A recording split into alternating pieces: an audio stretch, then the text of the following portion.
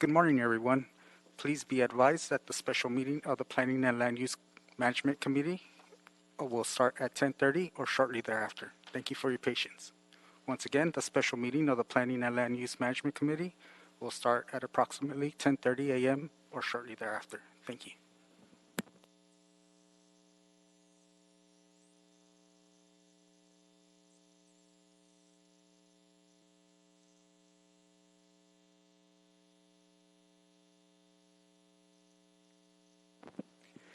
Good morning, everyone. Please be advised that the special meeting of the Planning and Land Use Management Committee will start at approximately 10:30 a.m.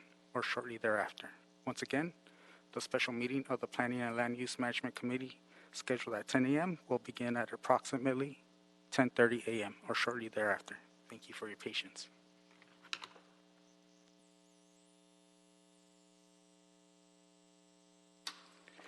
Good morning, everyone. Please be advised that the special meeting of the Planning and Land Use Management Committee is delayed and will be starting shortly. Thank you for your patience. Once again, the special meeting of the Planning and Land Use Management Committee is delayed and will start shortly. Thank you for your patience.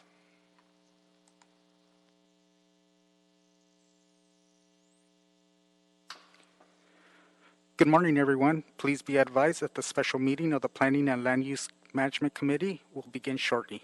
Thank you for your patience. Once again, the special meeting of the Planning and Land Use Management Committee will begin shortly. Thank you for your patience.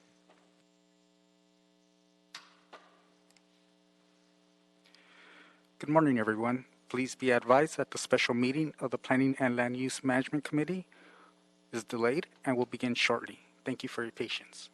Once again, the special meeting of the Planning and Land Use Management Committee is delayed and will begin shortly. Thank you for your patience. To a special meeting of the Los Angeles City Council's Planning and Land Use Management Committee. We could begin our proceedings. Mr. Mejia, if you could read the roll. Certainly. Councilmember Harris Dawson as chair. Present. Councilmember Gilbert Cedillo. He's absent. Councilmember Bob Blumenfield. Blumenfield present. And Mr. Chair, I just want to say I'm sorry I am late here. I had a standing committee that was meeting at the very same time, and I was at that committee, and I left early to make sure we could have quorum here. That committee's still going. Thank you so much. But I'm present. Thank you. Councilmember Mark Ridley Thomas. Here. Councilmember John Lee. Absent. We have 3 members, and we have a quorum, Mr. Chair.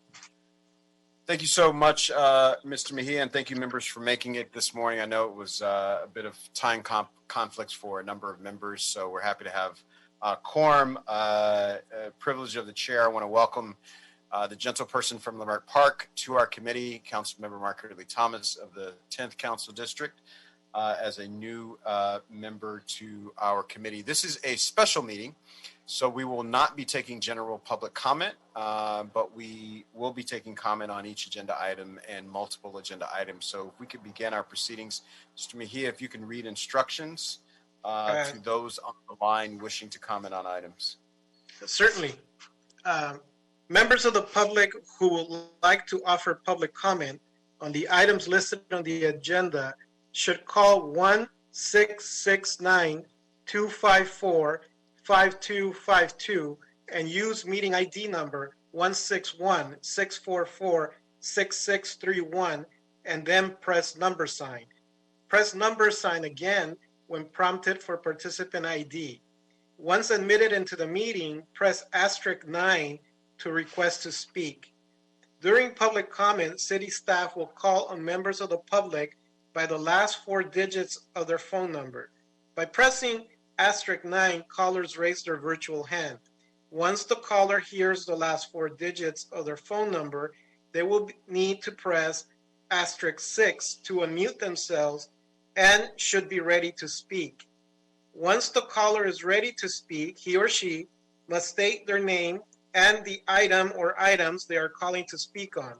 Failure to do so will result in the call being muted and subsequently disconnected. Appellants and/or their representatives and applicants and/or their representatives will be allowed to speak for a total of 3 minutes per side, unless otherwise noted by the chairman of this committee. Members of the public wishing to speak on one agenda item only shall have an opportunity to speak for 1 minute. Members of the public wishing to speak on more than one item shall state that and shall be allowed to speak for a total of 2 minutes. This concludes the remarks, Mr. Chair. Thank you so much, Mr. Mejia. We'll begin our agenda, members. There are 2 items where there are requests to continue. There are items number 2 and number 5. There's a request to continue item number 2 to February 4th, and a request to continue item number 5 until March 2nd. Mr. Mejia, if you could read those items into the record, and if there's no objection, we will continue those items to the date specified. Certainly. Item number 2, Mr. Chairman, this is a report from the City Planning Commission. It contains 2 appeals. The appellants are challenging the adequacy of the environmental clearance as to the approval of a vesting tract map, which will construct 640 apartment units situated in CD 10. And item number 5, Mr. Chairman, this is a report from the Cultural Heritage Commission relative to the inclusion of the Morris Knight residence as a historic cultural monument situated in CD 1, Mr. Chair. Excellent. So if there's no objection, we'll continue those items to the date specified. That takes us, Mr. Mejia, to item number 4, which the chair is recommending we accept on consent. If you could read that item into the record. Certainly, Mr. Chairman, this is a report from the Department of City Planning authorizing the department to execute an agreement and/or memorandum of understanding for the amount not to exceed $7,028,000 and subsequently to receive the grant funds from the Southern California Association of Governments for the services for the Regional Early Action Program. And the action of the committee, should Mr. Chairman and committee members agree, is to authorize the department to execute the agreement and memorandum of understanding. All right, if there's no objection, that'll be the order. Seeing none, that takes us to item number 1, Mr. Mejia. Mr. Chairman, item 1 is the weekly report by the Director of Planning, Mr. Vince Bertoni. Excellent. I see Mr. Keller is there, but I believe that there's no report for this week, so we'll receive and file this item. Correct. Councilmember Kevin Keller, City Planning Executive Officer, here for any questions, but we are happy to provide an official report at our next meeting. Thank you. Excellent. Thank you. All right. Without objection, that takes us to item number 3. Mr. Chairman and committee members, item 3 is a motion by Councilmember Price Harris Dawson. It's requesting the city attorney, along with the Department of Cannabis Regulation, to prepare an ordinance that addresses the city's ongoing fiscal crisis and the Office of Finance operational changes, which would allow late payments as it relates to cannabis licensees and renewal fees. All right. So folks interested in speaking and giving public comment on item number 3, now is the time to raise your hand by pressing number 9 on your keypad. Star 9, you'll press star 9 on your keypad to raise your hand. We'll begin our proceedings by hearing from Department of Cannabis Regulation staff. Good morning, committee members. Kat Packer, the Executive Director, Department of Cannabis Regulation.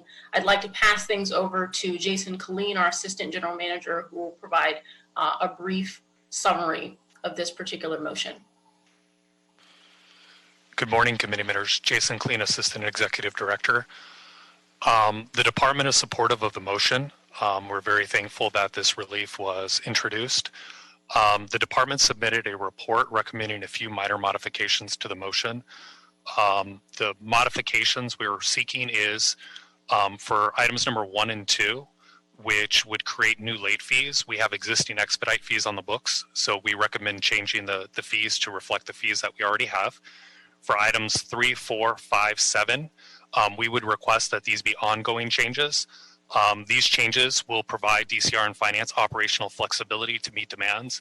64% of our payments are submitted in cash or money order, so allowing folks to mail in payments will save people time and money for not having to transmit down to City Hall to make their payments, as well as allow for finance to more expeditiously process those payments. It would also give finance the opportunity to schedule payments beyond the due date of the invoice when appointments are unavailable. Currently, finance has all of their appointments scheduled at the end of the month booked due to tax payments. So this would give them operational flexibility to schedule folks a few days after payments would otherwise be due. Then for recommendations 6 and 8 in the motion, we are recommending that those stay as one time due to the COVID-19 pandemic. This would grant relief to folks that failed to timely submit either a 2020 or a 2021 renewal. And then, of course, given the changes, we're requesting that an urgency clause be introduced so that these changes could go into effect as soon as possible. And I'm available if you have any questions. All right, any further comment from the leader of the department? Thank you, Councilmember. I just want to, again, thank you for bringing this item to the floor. We know that up to 57 businesses were impacted by either their inability to pay their renewal fee or submit their renewal application. And we think it's in the city's best interest to create a process that allows these businesses to reinstate their licenses, as well as ongoing operational changes that would allow for an extension of late fees due to COVID-19. We've had several operational impacts, which Jason Killeen alluded to previously. And so we imagine that some of these operational impacts will outlive COVID-19. And so as Jason had mentioned, we are recommending that several of these amendments not have a sunset clause. Thank you. Thank you, Ms. Packer. All right, we'll go to public comment on this item. If there are public comment speakers, we will hear from them now, and so I'll turn the floor over to Ms. Binion. Caller with the number ending in 8408. Can you please press *6 to unmute yourself now? And then state your name and the items you're speaking on. Yeah, hi, thank you. My name is Peter Kloon. I'm sorry, just to clarify, are we doing multiple item public comment now, or are we going item by item? So are you wishing to speak on this particular item only? I'm wishing to speak on item 3, but also other items as well. Oh, you can. But I can speak on this later. You have 2 minutes. You can speak now. Okay, great. So first on item 3, I think it's great that you guys are talking about late payments. Especially because you have a colleague on this committee who knows a lot about late payments. That would be John Lee. It's kind of an embarrassment that he's able to sit here and consider projects like this and, things like cannabis control, because just last week, the FBI released a transcript of his former boss, Mitch Englander. No, the corruption, Excuse me. You're off topic. You get off topic. You get on topic, or we're going to cut you off. It's your choice. All right. We'll go to the next caller. And I'd like to move on to items.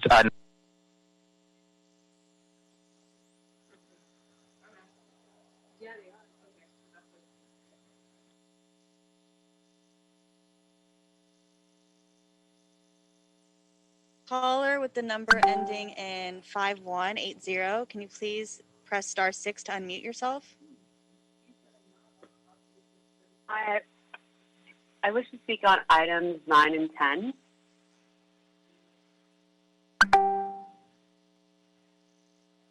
Sure, you have 2 minutes. Half of my community supports the project on items 9 and 10. I think that the developer is working with the community in a way that exceeds expectations to ensure that this project keeps the true identity of the area intact while offering many new benefits to the neighborhood.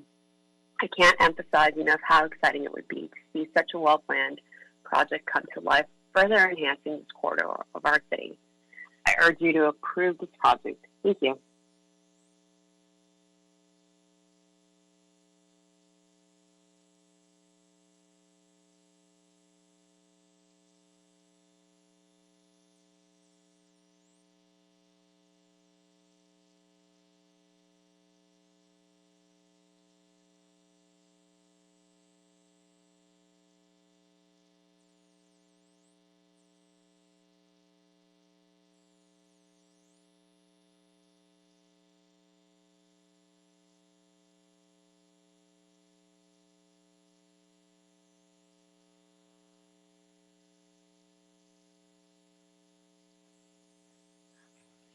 Asking folks who want to speak on item number 3 to raise your hand at this time. If you're speaking on either items, you want to reserve your time until we come to that item.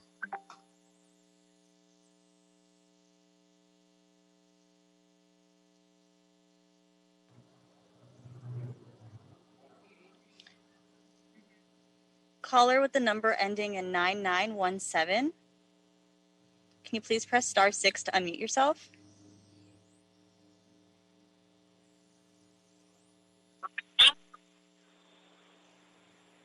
Hello? Hello. Hi, can you please say your name you wish to speak on? To comment on this item, are we commenting on all available items or just this item? So just this item right now. All right, yeah, I'd like to just comment on this item.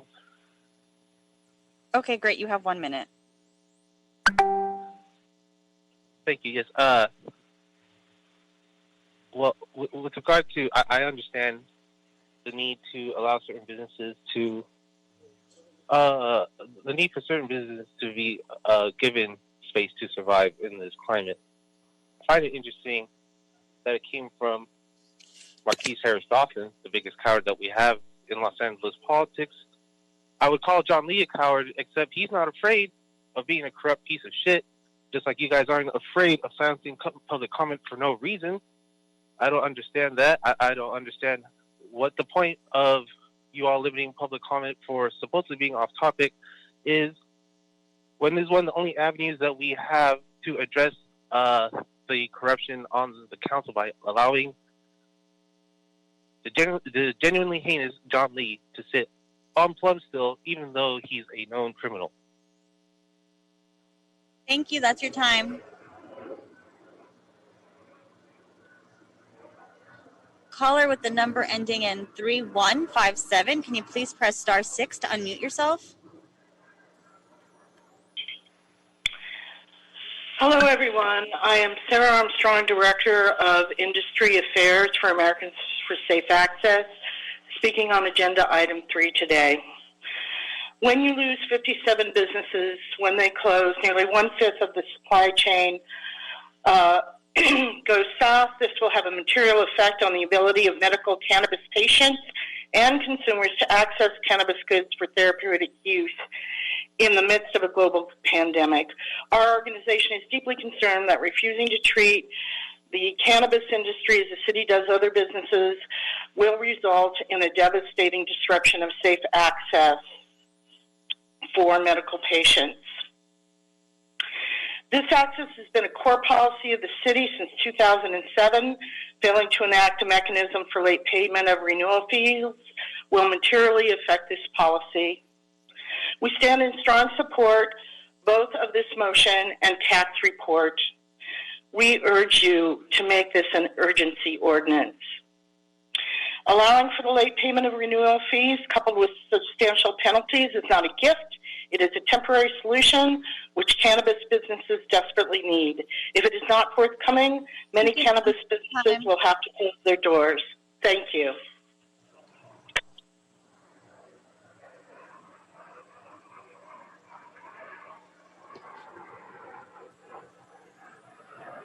Caller with the number ending in 8244. Can you please press *6 to unmute yourself?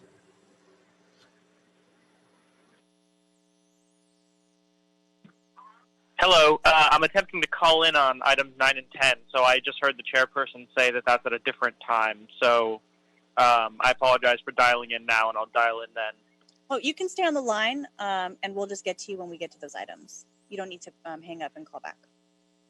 Oh, I wasn't going to hang up. I was just going to cede my time temporarily and wait to speak then. Okay, great. Thank you.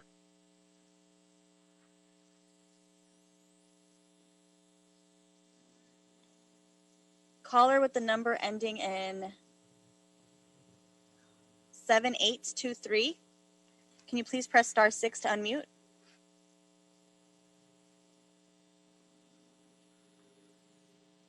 Hello, City Council members and staff. My name is Johnny Sage with the Cannabis Equity Retailers Association, SARA for short. SARA represents the social equity community throughout LA that were recently approved for licensure and are in the process of obtaining their retail licenses. Would like to start by thanking Council members Mark Reese, Harris Dawson, and Curran Price Jr. for putting forth the motion that supports the cannabis industries in these uncertain economic times and provides a pathway for these 57 businesses to continue to support the cannabis community in the city of Los Angeles. In addition, I'm here today to bring attention to a viable, secured program that has the potential to benefit these applicants and that was rigorously vetted and validated by an investment bank and law firm with extensive experience in public policy. The program provides collateralized funding for social equity cannabis retailers without impacting the city's budget. It allows the city to uphold their promise to the citizens of Los Angeles and generate much-needed tax revenue for the city by allowing these social equity retailers to open up more efficiently and quickly without having to rely on predatory partners that put them in poor situations. I emailed all of your offices individually about this program. I would very much appreciate the opportunity to discuss this time-sensitive matter further. Thank you very much.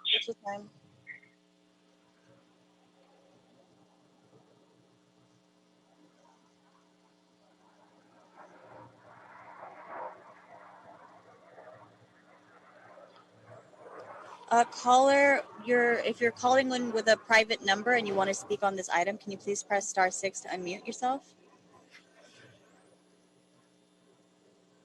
Yeah, hi, can you hear me? Yes. Can you please state your name and the item you should speak on? Yeah, this is Damon. I'd like to speak on item 3. Great, you have 1 minute. Yeah, I'm totally in favor of this. We need to give the cannabis companies, an opportunity to get in all these late payments, given the circumstances, everything that's going on. I do find it really troubling, though, that this committee is trying to stifle and quiet public comment, especially when it comes to John Lee, who is on record as taking bribes and is a disgrace to CD12. So, yeah, support this, but also remove John Lee from this committee immediately. Thank you. I yield my time. Adrian Corsani, City Attorney's Office. I just want to clarify for the record that we're not taking general public comment because this is a special meeting. So if a member of the public wants to speak to a matter regarding a decision maker, it needs to be related to the topic. And since we're not doing multiple agenda items right now either, this is limited to the ordinance at hand.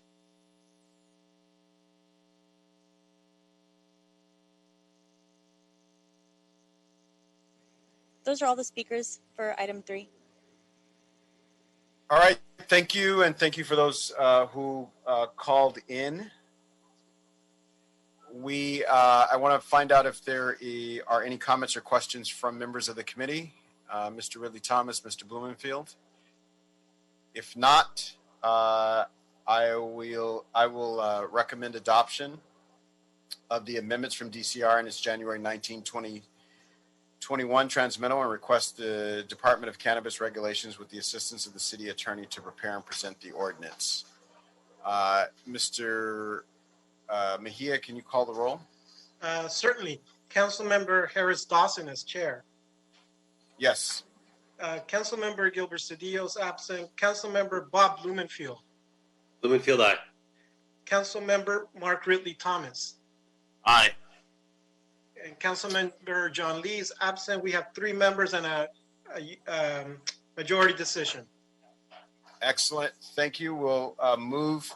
Before we go to our next agenda, we're going to allow some time for folks who want to speak on multiple items. So now is the time if you want to speak on more than one item on the agenda, and you can only speak on items that are on our agenda today. Now is the time to press *9 to raise your hand. You'll start by indicating your name and the items that you wish to speak to, and you will have up to 2 minutes to speak for multiple items on today's Plum special meeting agenda.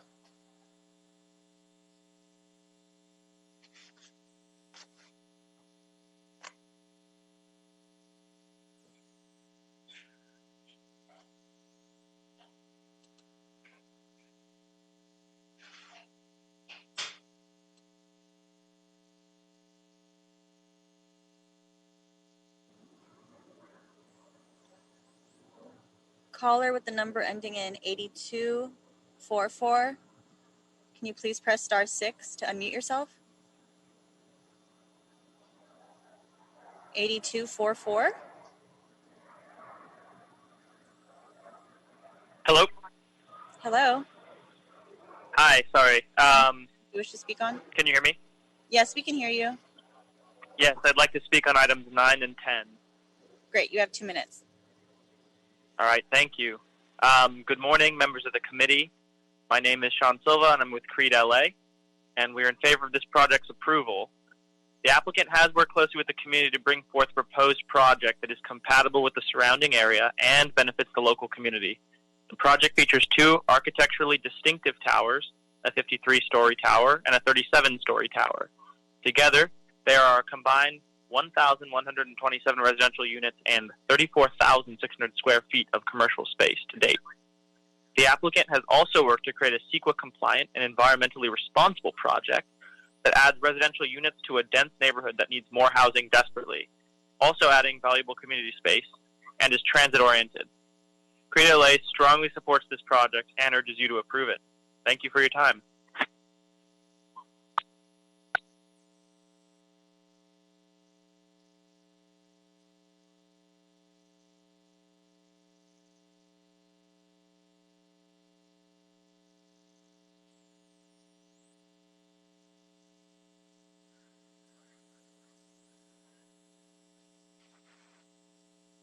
Caller with the number ending in 5685. Can you please press *6 to unmute yourself and then state your name and the items you wish to speak on? Hold on a second. Good morning, members of the committee. My name is Samuel Nieto, and I am here in support of this project. I'm speaking on items 9 and 10. The applicant has worked with the community very intently to put forward a project that is a novel use of the historic space it would be built upon and benefits the local community. This project contributes more than 1,000 residential units as well as a good deal of quality retail and restaurant spaces to the heart of the city. This project will also provide for the renovation of the historic buildings around it. Thank you.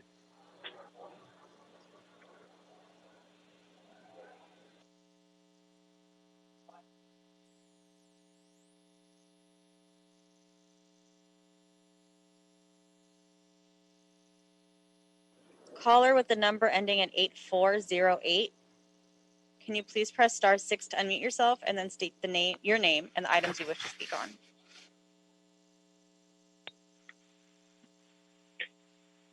Yeah, hi. My name is Peter Pan. I'd like to speak on items 9 and 10, please. You have 2 minutes. Thank you. Well, I really don't think there's a more appropriate way for you guys to kick off these public comments than to have someone call in from Creed LA named in the Jose Huizar indictments. It I think sets the tone for this project in particular and the context around it, and especially the damning failure of this committee and the city council as a whole to wrestle with what we're actually looking at here. I mean, this project fucking stinks, guys. You know that. Anyone who can read the LA Times knows that. Ani, the developers, were giving money to Huizar. We know that was happening. They haven't been indicted, but the just absolute complete taint of your former colleague who you allowed to do these things as an open secret in downtown is absolutely appalling. And to continue to go about business and not fully confront those things is just an absolute complete failure of your job. And you all ought to be deeply, deeply ashamed, whether it's this project or whether it's a complete failure to speak and say anything about your colleague John Lee, whose name just came up in an FBI transcript as Mitch Englander was planning how to lie to the FBI. I mean, it's absolutely appalling, and the just simple fact that you just somehow will find a way to completely ignore it and not discuss it in this meeting and not discuss it going forward is just, has been and continues to be just absolutely staggering, just staggering. You need to send this back, and you need to get John Lee off the city council. Thanks. Caller with the number ending in 9917. Can you please press *6 to unmute yourself?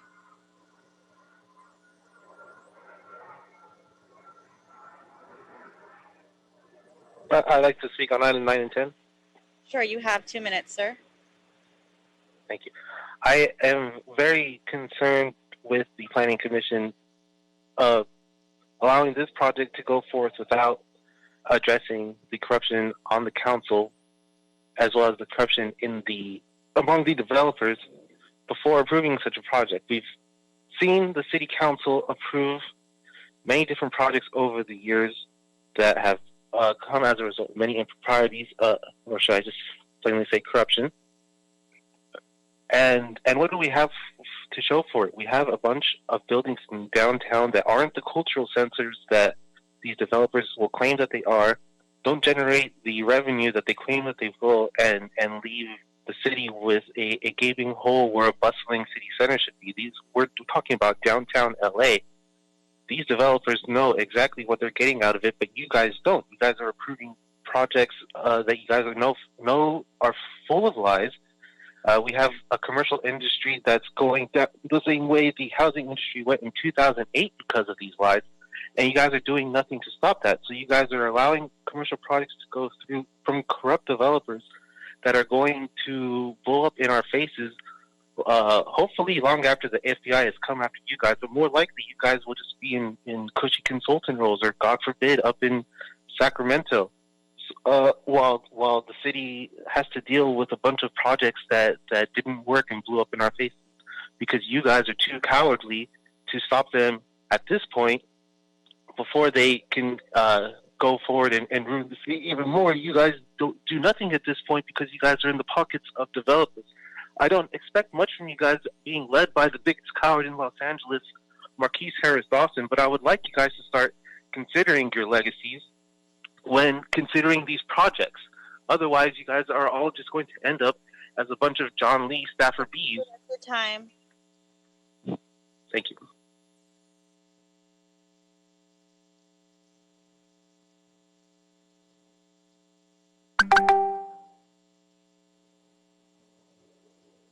Caller with the number ending in 2767.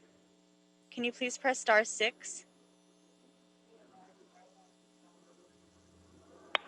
Hello, my name is Richard Shave, SCHAVE, and I'm here to speak on agenda items number 9 and 10, and I'm asking Plum Commission to please review the appeal and accept the appeal for the project Times Square Square associated with items 9 and 10. I am the individual that submitted the historic cultural landmark for Times Square, and I was also the individual that had his HCM, which was approved by the Cultural Heritage Commission, rewritten by Jose Huizar in Plum once my application for this project came to him. And after Jose Huizar was removed from the head of this commission because his office was raided by the FBI, Plum, this committee, refused to meet with me, asking that they accept the HCM I'd written and not rewrite it. And then I had a series of non-trivial conversations with the FBI about this project and Council Member Huizar. So I'm asking the Commission to accept this appeal and really put the brakes on this project. There, I think, are a lot of problems with it. The tail of the 2 historic cultural monument applications alone really point to a lot of problems that this committee has and how it serves as the gold standard by which random policy decisions around development are made and allowed to be made in the name of the City of Los Angeles. Thank you so much.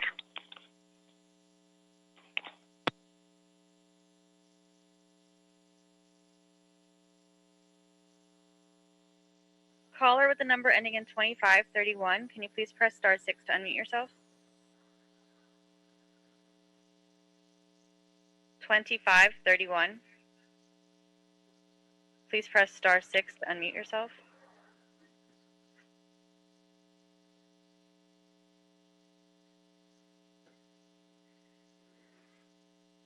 I can see that you're unmuted. Feel free to speak. Yeah, I'll be speaking on items 9 and 10. Sure, you have 2 minutes. Yeah, my name's Gus Torres, and I'm representing UA Local 250 pipe fitters, welders, and apprentices, and we support this project. We support projects that have the pedigree like this one, designed to be a valuable addition to our city, to tackle our city's lack of housing availability. It was proposed with input from everyone and in restoring an iconic and historic building. And with skilled trades involved, we can ensure the highest quality of work that will go into it. Please expedite this project. Thank you for your time. God bless and stay safe.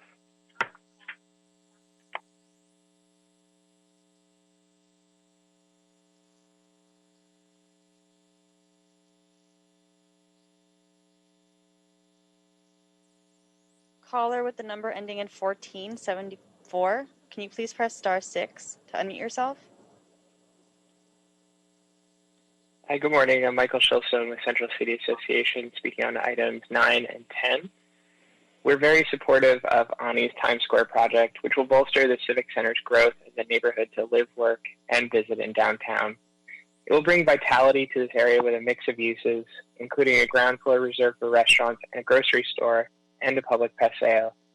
Modeled after the San Francisco Pier, the public paseo will be a delightful attraction, especially for tourists visiting nearby destinations, including City Hall and the Bradbury Building. It will also support nearby major public investments like First and Broadway Park and Metro's regional connector. Recognizing our city's unique history, this project also preserves one of downtown's precious architectural gems, the LA Times Building. We're thrilled that Ani Group continues to invest in downtown's future. We're excited to support this project and urge you to support it as well. Thank you.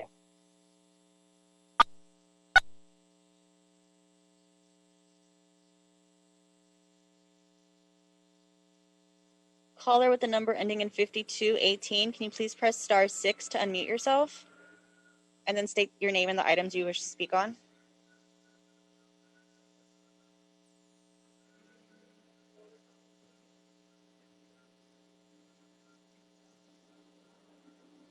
(5218).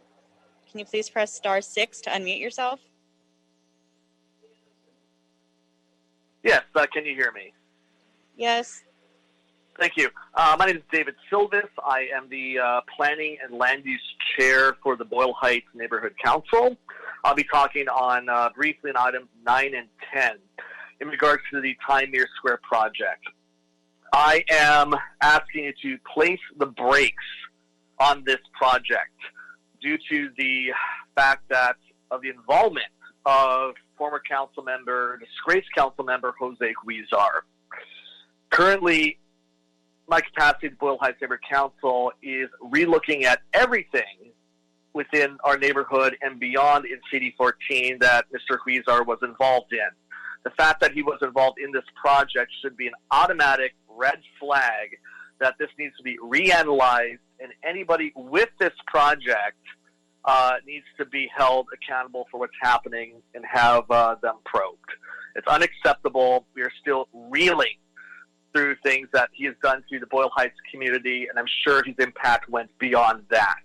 So I am pleading with you, do not support this project, and moving forward, people will be held accountable, including those on the Plum Committee. Thank you.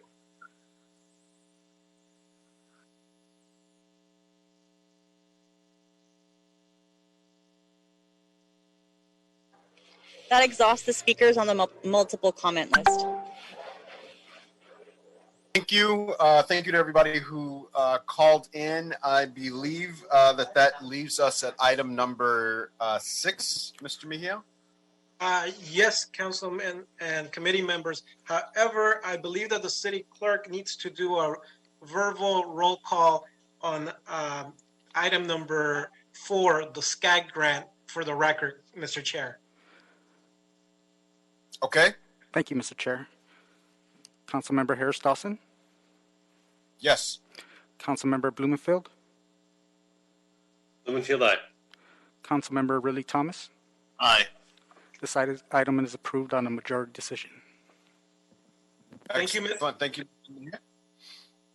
Thank you, Mr. Chairman and committee members. Item number 6, this is a joint report from the Planning Department and the Department of Building and Safety, along with the Housing Department, relative to the implementation of SB 330, the Housing Crisis Act of 2019. All right, so now is the time to press star 9 if you want to speak on this item. We will go to public comment after we have heard from staff members from our HCID and DBS departments. Star 9 if you want to comment on item number 6. And with that, I'll turn the floor over to staff from Department of City Planning, Housing Community Investment Department, and Department of Building and Safety. In any order that you all see fit. Thank you, Council Member. This is Ann Sewell. I believe that City Planning is going to begin the report on this. Excellent. This is Kevin Keller from City Planning. I believe we have Deputy Director Lisa Weber and Maya Zaitsevsky, and I believe Justin Bilo is going to present, but I'll leave it up to Lisa's nodding, so we'll hand it over to Justin Bilo. Good morning, council members. Can you hear me?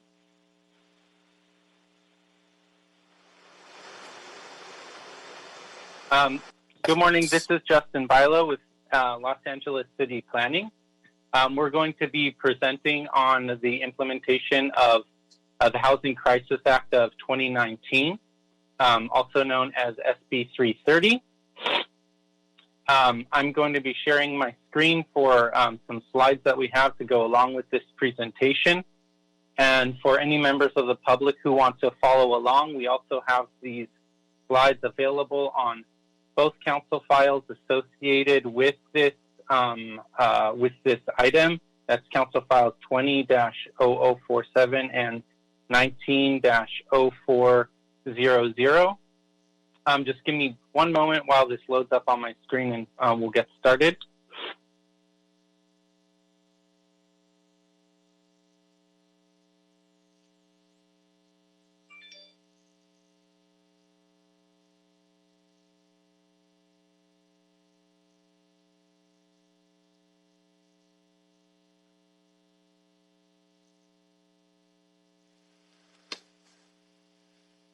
This is Kevin from City Planning. I'm not sure if Justin has momentarily frozen. Appears to be the situation. Can one of his colleagues step in for us? Hello, this is Justin Bilo. Can you hear me? We can hear you. Yes. Okay, great. Yeah, my screen is acting up. So the presentation is available on the council files. I'll just get started. And in the meantime, we'll try to get the presentation up and going on my screen. Again, my name is Justin Bilo with LA City Planning. I'm going to be joined today by my colleagues over in HCID, Maya Aboud and Charmy Huen from Building and Safety.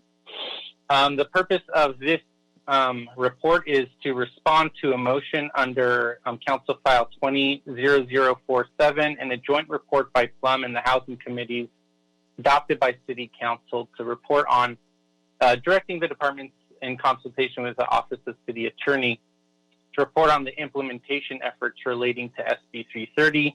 And this report will give a general focus on the unit replacement and occupant protections provisions of the bill. If you want to move on to slide number 2, if you have the presentation in front of you, we'll start there. So SB 330 is also known as the Housing Crisis Act of 2019. It's a 5-year bill with most provisions effective until January 1st, 2025. It incentivizes the production of housing by supplementing the discretionary review process restricts actions to reduce housing, and protects existing housing and households. Some milestones up until now, January 1st, 2020, it went into effect and we began implementation. On January 15th, we published the implementation memo. February 13th, we reported to Plum. And then in July 2020, Building and Safety launched their affordable housing section to accommodate plan checks for projects that are subject to SB 330, and City Planning began using an online application system for SB 330 vesting preliminary applications. In September, the state came out with SB 1030, which clarified certain aspects of SB 330. Some key figures between the period of January 2020 and October 2020, 158 projects subject to SB 330 have been submitted to LACP. That results in about 9,907 total units and 9,607 net new units. 17 of them have been approved so far, and 16 are already in the process of gaining permits from Building and Safety. 206 sites in the same period received replacement unit determination letters from HCID, resulting in approximately 330 potential protected units subject to replacement.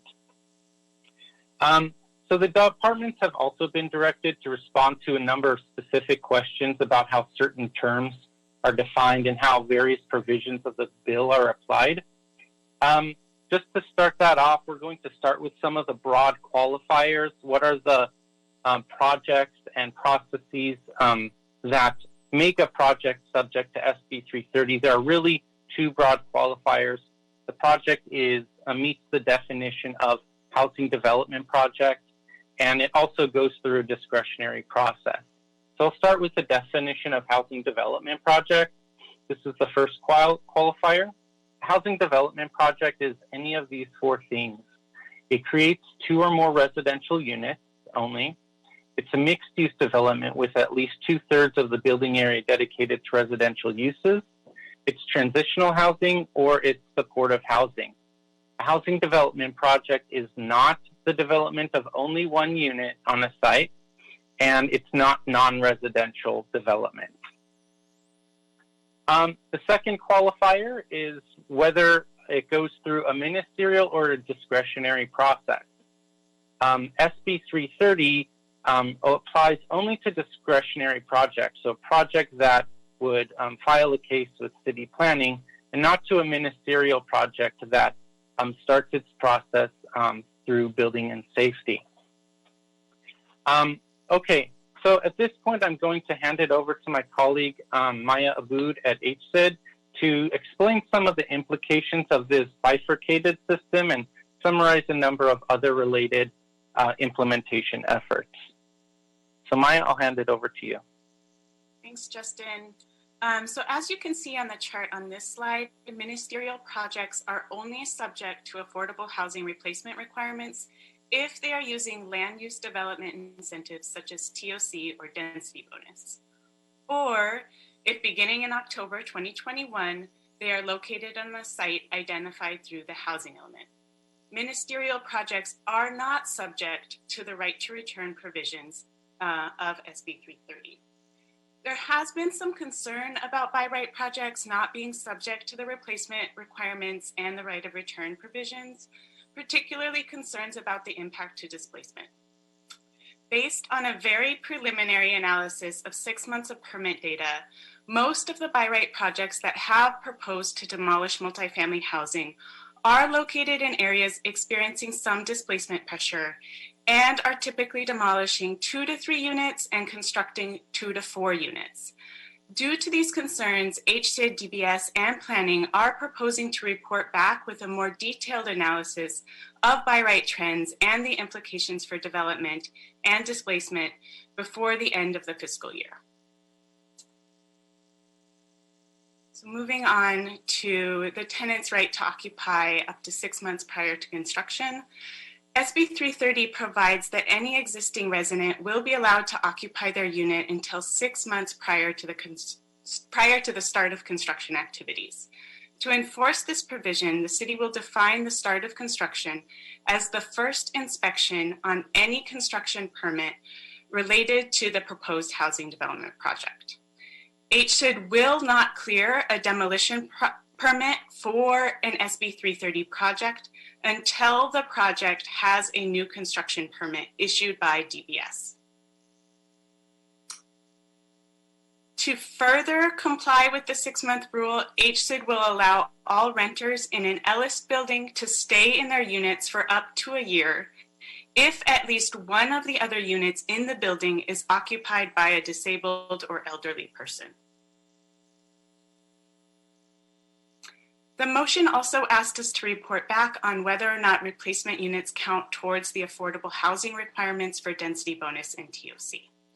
Currently, any SB 330 replacement requirement units can count towards the affordability requirements for both state and local incentive programs. For the state density bonus program, these provisions are established through state law. For TOC, this requirement is established through the voter-approved JJJ ballot measure, and there's limited opportunities to be able to change these provisions.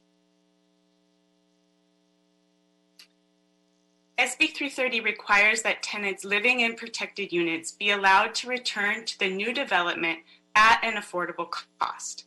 As part of the replacement unit determination process, HSID will require and collect notarized letters from tenants and landlords acknowledging the right to return requirements and that the developer and owner agrees to contact the tenant prior to lease-up. Current and future developers and owners will be required to maintain the contact information for all tenants who elect to return.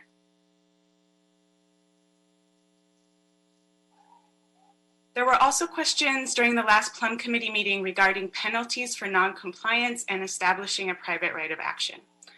Additional penalties or procedures would require a local ordinance. SB 330 does not provide specific recourse or a private right of action for developer non-compliance. We could pass a local ordinance to do so or work with the state legislature to include language on penalties for non-compliance and private right of action as part of a cleanup bill. HSID has included potential SB 330 cleanup bill language as part of the legislative priority for the current legislative cycle. I am now going to pass it back over to Justin to talk about additional compliance procedures and policies related to SB 330. So in addition to this conversation about occupant protections and unit replacement requirements under SB 330, there's a few other items that are also relevant to this discussion. LACP, DBS, and HSID did spend several months creating new administrative procedures for identifying, tracking, and monitoring SB 330 projects during the project review process. In addition, the demolition, just to clarify, the demolition of one unit is not subject to SB 330 affordable housing replacement requirements. And lastly, historic cultural monument nominations submitted after a housing development project application is deemed complete will not be processed for as long as the housing development project application is active and includes a valid approval. So the motion also asks us to report back on how other jurisdictions are implementing SB 330. Part of this effort that we undertook was outreach to a number of other jurisdictions who either shared similar development patterns, were in our region, and also had historic development patterns similar to ours. So we received feedback from the City of Long Beach, LA County, City of Oakland, City of Sacramento, County of Sacramento, City of San Diego, City of San Francisco, and the City of Santa Monica. What we found is that our interpretation and application of the bill is largely consistent with that of other jurisdictions, and in many respects is further along in terms of tracking and tracking these projects and implementing the bill. In the report, we did note that two jurisdictions, the County of LA and the City of Santa Monica, applied certain provisions of the bill to ministerial projects. However, subsequent to posting that report back, we did learn from the County of LA and the City of Santa Monica that they're applying the unit replacement and occupant protections to the same scope of projects that the City of LA is, that is, to discretionary housing development projects. We submitted a supplemental clarification memo to the council file describing this. Okay, staffing and resource plans. I'm going to hand this back to Maya Abood and then Charmy, and then I'll speak again. Thanks, Justin. So in terms of staffing and resources, HSID has experienced a slowdown in development due to COVID and the eviction moratoriums in place. Because of this, HSID's existing staff levels are sufficient for the current volume of work to implement SB 330. However, if development activity increases, or if new local or state replacement requirements and tenant protection provisions are established, HSID will need significantly more resources and staffing to process applications, or applications may face significant processing delays. As of now, HSID currently does not have the infrastructure in place necessary to actively monitor and enforce the right to return beyond what was described previously. HSID would need additional resources to carry out additional monitoring and enforcement of the right to return. And I'll pass it back over to, or pass it to DBS to talk about resources that they may need. Good morning, committee members. My name is Charmy Huynh from Building and Safety. We launched the affordable housing section on July 1st of last year to streamline the permit review process for affordable housing projects and for those housing development projects that are subject to SB 330 and also require a zoning review. Our existing staffing levels are adequate for the current volume of these projects. However, our department may require additional staffing if metrics show a significant increase in housing development submittals. That's it for building and safety. I'd like to pass it to Justin from planning. Hello, for LACP, the staff levels are adequate to implement SB 330. Staff have been trained on the procedures and requirements of SB 330 and have been implementing its requirements over the past year. LACP tracks and monitors case progress through the discretionary process to ensure compliance, and we've created an online system to accommodate SB 330 preliminary applications. Lastly, in collaboration with HSID and DBS, we established a task force that meets on a regular basis to discuss issues. Our recommendation is that LACP, DBS, and HSID, we recommend that the council instruct the three departments to report back on the development trends before the end of the fiscal year 2020-2021, and that it include an analysis of the impact of SB 330, specifically the occupant protections and the unit replacement requirements on by-right development and trends on the location and typologies of by-right housing development. And with that, we'll end the presentation portion of this and take questions. Thank you.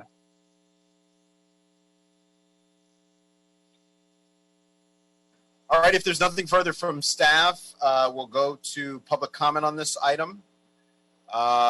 Ms. Binyam, if you could have callers who have pressed *9 and are interested in speaking on this item, if we could bring them into the meeting now. All right, caller with the number ending in 9246. Can you please press *6 to unmute yourself? Hello, I'm Stacy Scher, the Plum Chair of the Mar Vista Community Council. We have a CIS on file for this matter, and I request 5 minutes. Without being advised otherwise, I'll assume I have my 5 minutes. Thank you. Thank you to the committee. It's 3 minutes, ma'am. But 3 minutes. I'm sorry. Okay, sorry, I couldn't read my own handwriting. The MVCC has filed a CIS for this matter, and I would like to point out a few issues that our community raised while considering and passing the motion in support of council members asking for a report back from DCP and LAHCID regarding this matter. Following what is the report back, we have serious concerns creating parity and a net loss, potential net loss of units, particularly on the west side, as it would encourage construction of single-family residences without ADUs to avoid the provisions of SB 330 and what is provided in the report. Further, the intent of SB 330 was preservation and creation of affordable housing. To accurately and efficiently do so, the calculation of replacement units should be required to be done on a one-to-one basis pursuant to SB 330 and should be additive to the number of additional units to be provided for any density bonus, especially in POC developments. Otherwise, you are creating a situation where any development would be granted bonuses without providing any additional affordable housing by right. This would maintain the status quo on units and fails to address the creation of new units that are affordable, which this city desperately needs. This clearly was not the intent of this legislation. Missing in this discussion is community engagement. I would recommend that this motion be continued to enable engagement, particularly in communities most impacted by displacement and loss of affordable units. Our community also would like to point out that we need a clear and tangible definition of start of construction. We don't see that in the report. The definition should be an objective, measurable action, such as start of excavation and implementation of a haul route or foundational pour or construction. We have developers who receive permits and then do not proceed on them. So we have now displaced our tenants and construction has not commenced. I think we all want to avoid that situation. Actual commencement of physical activity should be required and not permitting, which does not create a date certain for construction. Furthermore, I'd like to call out Councilmember Bonin for his superior work in our community in trying to preserve our RSO units. He has notably been very outspoken in loss of affordable units that is contrary to what's in the report. We have lost affordable units that were involving buildings of more than 2 to 3 units by right. We have 27 apartments right now that we are losing for creation of 27 market rate condos. We are seeing this repeat itself throughout Mar Vista and the West Side. And to that end, I'd like to point out that I don't feel the report is accurate to state what's happening on the ground and the severe loss of affordable units by right projects are creating when it's small lot subdivision or the creation of condominiums. Thank you for your time.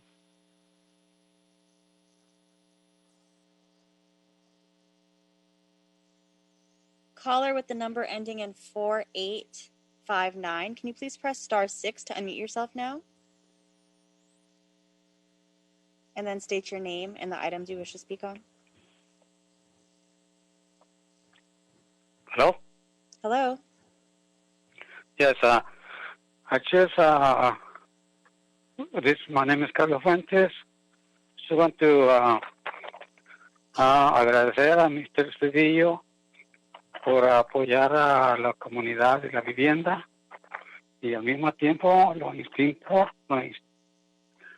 insto a que continúe apoyando a la comunidad. I'm sorry, can I interrupt for a second? I'm sorry, Speaker. I'm sorry. Adrian Corsani, City Attorney's Office. Do we have translation services available?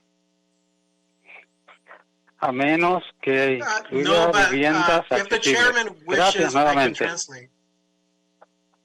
Mr. Yeah, I would like it if we had. I would like it if we had translation services available. Short of that, I would be very grateful to you, Mr. Mejia, if you would agree to translate. Yes, Mr. Chairman, the speaker, from what I wrote in my notes, wanted to thank Mr. Cedillo, in essence, for his support in terms of affordable housing.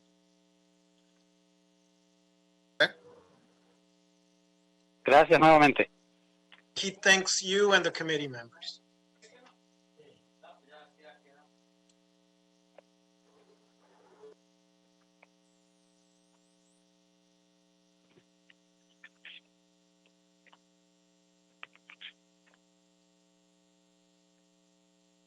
Señor Sánchez, puede continuar.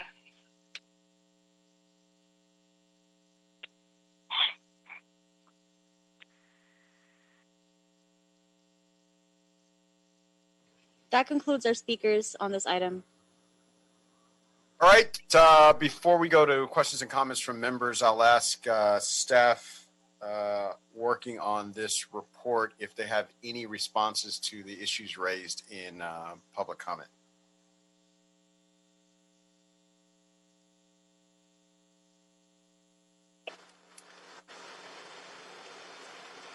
Good morning, council members. This is Ann Sewell. I would ask Maya, sorry, iPad jiggling, Maya from our team to talk about the stakeholder input that we've done. I would comment that there was a particular date that was even later than the date that the caller asked for, that we would deem the start of construction, which was outlined in Maya's report, which was, I think, the first construction inspection. So beyond permitting, but the first construction inspection.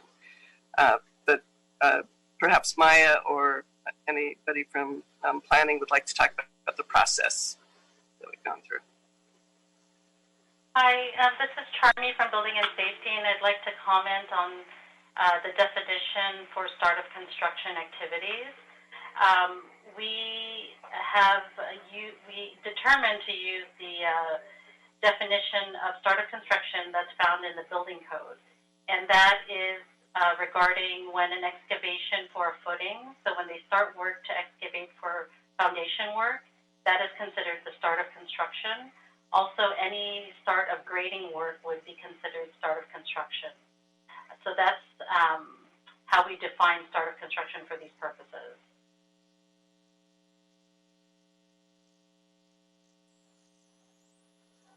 And responding to the comment about public engagement, so the department has convened stakeholders or developers and advocates to discuss this. However, most of the discussion presented in the report is an analysis by the departments and the city attorney about what is the legal interpretation of the law. SB 330 was passed at the state level with very little guidance by local jurisdictions and for local jurisdictions. So it has been a struggle for us to understand and implement the law.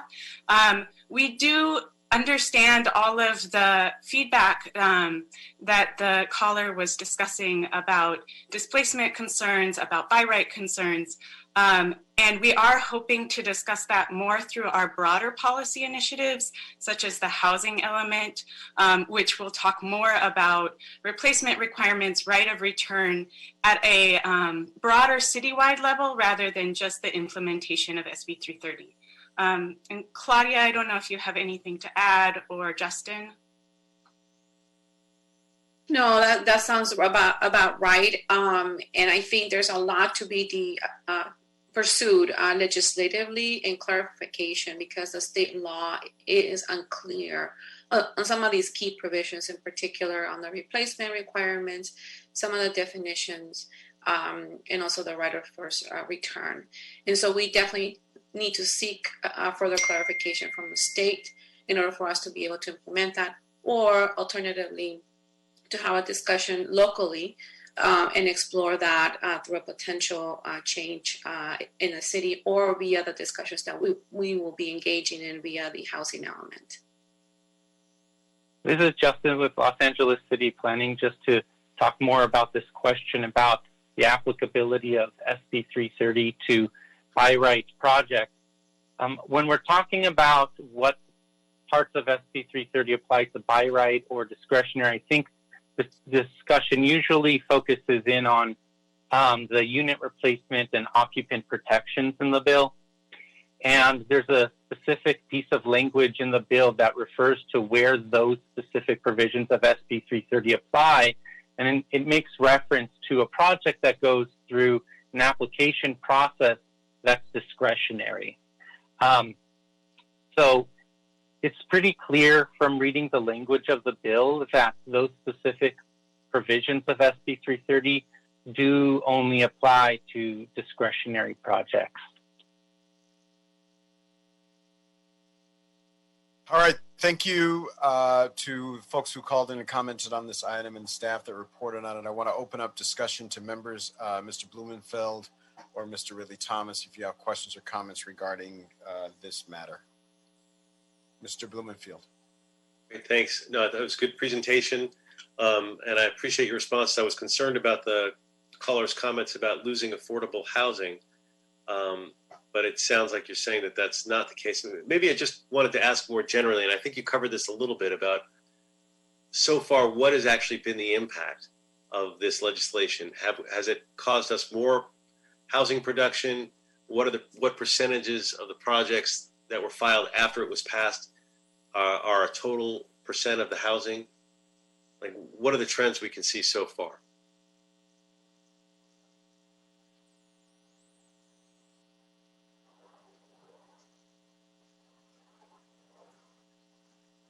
Justin, it looks like you're talking, but you're on mute.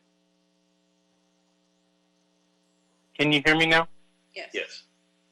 Okay, sorry about that. Just a couple of the trends. One thing that the bill has resulted in is additional protected units, so enhanced unit replacement, right? There are at least 330 units in the city that have been identified as protected units subject to the right of return. So there are tenants that are gaining the right of return that didn't gain it previously necessarily. The bill also generally augments the planning process to make it more efficient so that when a project goes through certain points in the process, that it continues along in the process rather than the process itself stalling the project. So it has helped enhance and speed up some housing production as well. Are there any numbers on that in terms of how much housing since it's been implemented? The numbers that we have right now is that at least through the first 10 months of 2020, there have been a little over 9,000 units that have been approved through or proposed through a process that's subject to SB 330.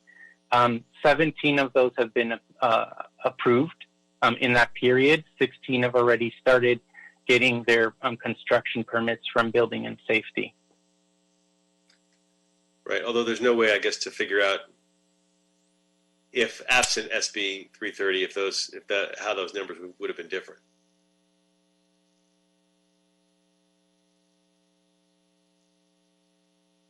SB 330 isn't necessarily, it's not necessarily an expediting bill the way that some other bills from the state have been in recent years, such as SB 35, which has this shortened time frame. What it really does is it augments the existing process so that projects aren't held up through process, and that through that process, occupants are given certain enhanced rights, such as the right of return. Okay, thank you. Thank you, Mr. Blumenfield, for your questions and comments and the answers. Kind of following up on some of the discussion that you have, we have an issue in our area around the definition of rooms.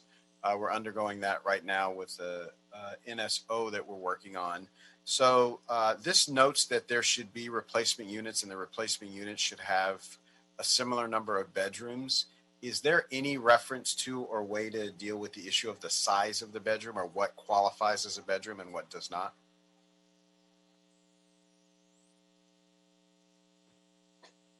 Marites, do you want to talk about the standards for replacement requirements and comparable units?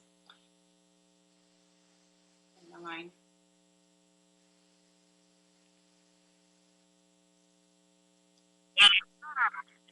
Hi, can you hear me? Hello, good morning. This is Mary Tess Kunanan from AIDSID. So as far as the replacement unit, we go by the bedroom size of the existing units. And so if it's a one bedroom needs to be replaced as affordable in the new project. I'm asking a more, yeah. So I think I'm asking a more detailed question than that. I understand that you need one bedroom for one bedroom, but what is the size? How do you keep from replacing a room that can take a bed and a dresser with a room that could only take a cot? At this moment, we don't look at the size or square footage of the unit being replaced. We go by the bedroom size. You go by bedroom size? Correct. So if it's a single, it needs to be replaced by another single. So I'll just lift that as a point of concern, like what defines a bedroom and how we distinguish a bedroom from a other sectioned off area in a dwelling. And Okay, maybe Council member, yes. this is Claudia. I think this is something that we can also visit with our code inspection division, since we do have various definitions in the code for guest room, dwelling units, etc. So we might want to look at that in terms of consolidating that and how that pairs up with the implementation of SB 330 when it comes to the actual size of the bedroom as opposed to how many bedrooms there might be in a particular unit that needs to be replaced. Right. There's some interpretation, or some are asserting an interpretation of our code where some buildings are being built in particular neighborhoods in my district where the argument is that a kitchen is being counted as a bedroom. So we want to make sure that we stay true to the spirit of what we're trying to accomplish here, and we have standards that allow us to do this. Further on this matter, and this affects my district, District 8, District 1, and District 9 in the areas around the University of Southern California.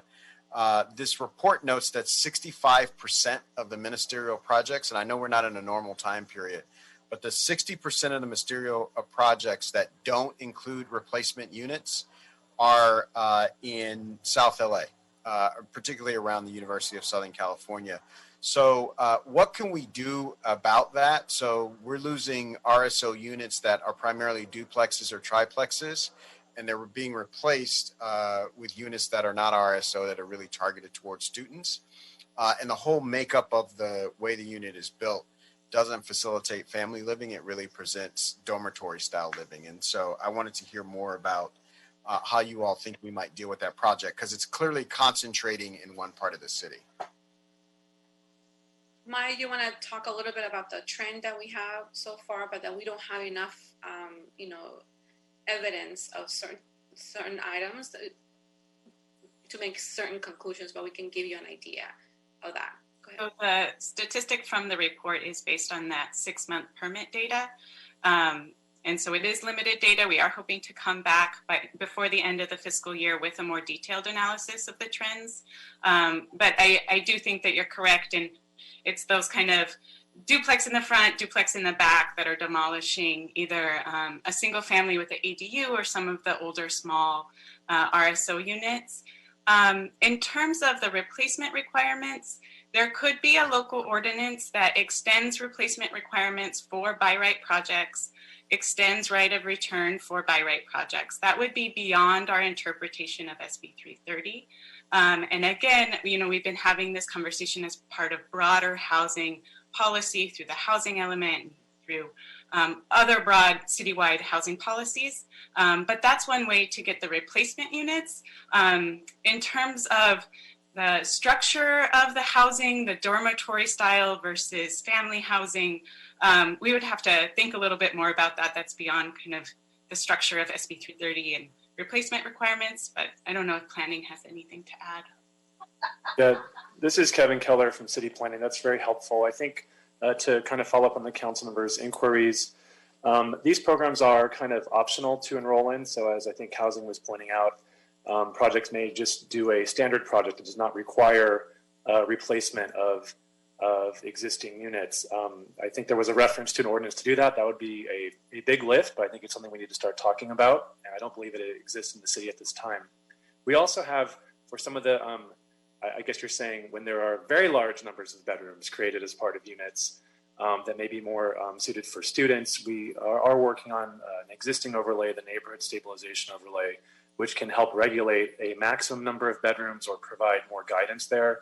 That also may help inform future studies on our citywide calculations of units. Currently, we do not penalize or incentivize larger units or smaller units. That's all a policy decision we could have. We look forward to getting some feedback from this program that might inform some of that larger policy discussion on defining bedrooms.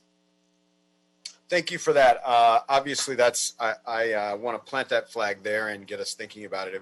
If I understand it will be a heavy lift, but it's a lift that we likely need to make because we're bleeding affordable units, and we're bleeding them the bleeding is concentrated in specific geographic areas, and so we have situations where entire neighborhoods can be wiped out in a short amount of time. So I would like to come back to that very, very soon. I want to give Mr. Ridley Thomas the opportunity to opine or engage in this discussion, should he have anything to inquire or add to it at this moment. Thank you very much, Mr. Chairman. I think that the conversation has been reasonably comprehensive, and I'm sure that there will be more to add as we move along. But for now, I'm satisfied that we've covered the things sufficiently. Excellent. Thank you, Mr. Ridley Thomas. I believe we have representatives from other council offices. Is there a representative from Council District 11 who wants to comment on this? Hi, honorable council members. This is Jason with Council District 11, Senior Planning Desk PD. I don't see you, Mr. Douglas. You need my camera? I would be very gratified if we could see you. All right, 1 second.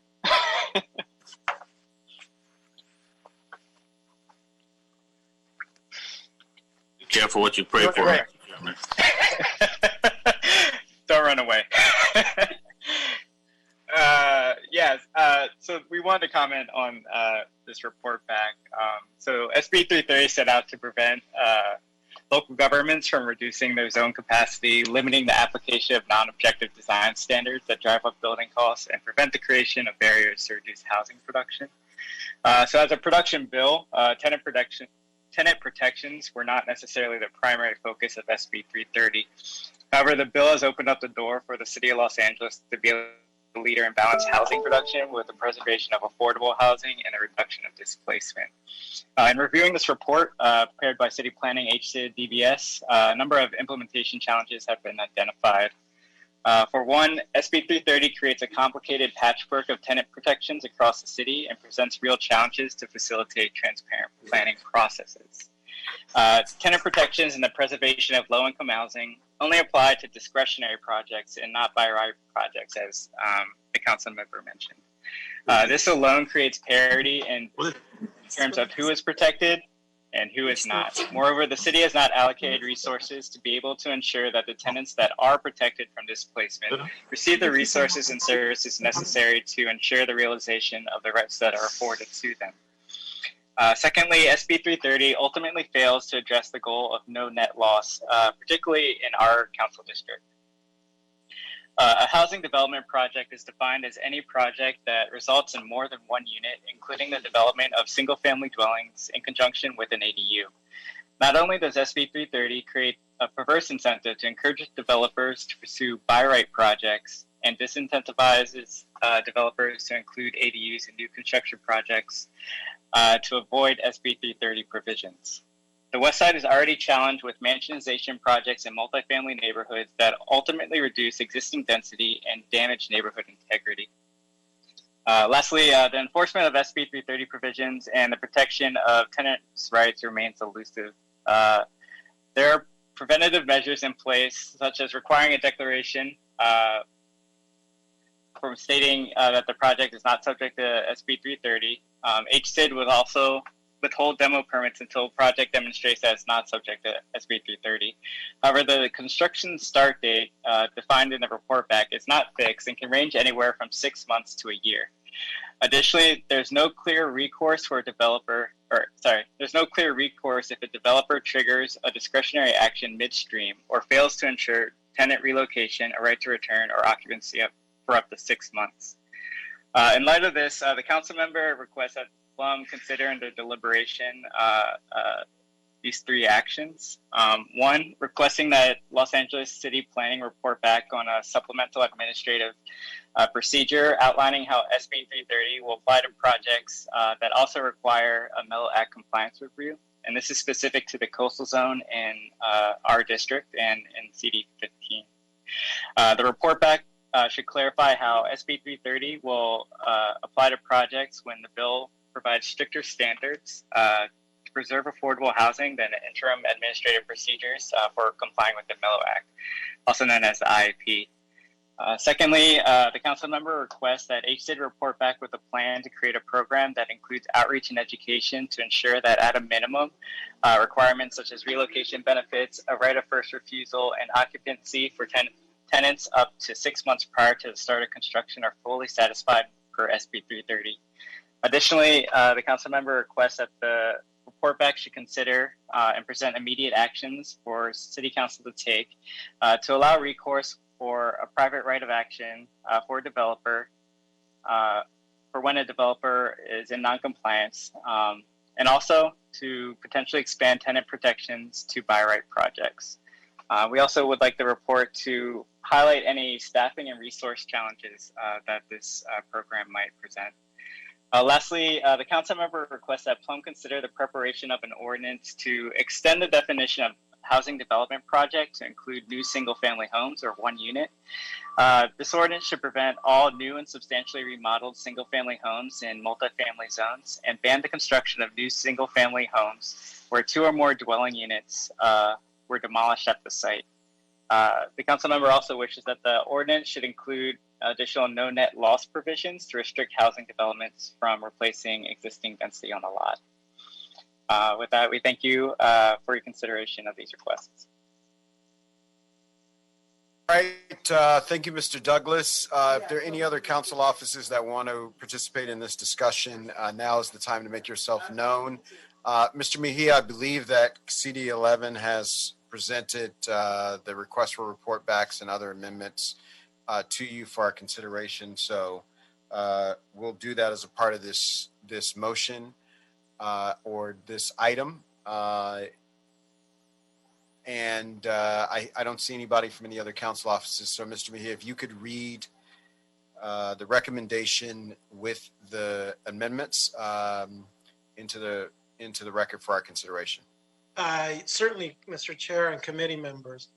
The recommendation is to adopt the November 25th, 2020 Planning Department, Department of Building and Safety, Housing and Community Investment Department report recommendation, instructing the Planning Department, the Department of Building and Safety, and the Department of Housing and Community Investment to prepare a report with recommendations on development trends and an analysis of the impact of SB 330 on by right development and trends on the location and typologies of by right housing development, and include the following amendments. Instruct the Department of City Planning,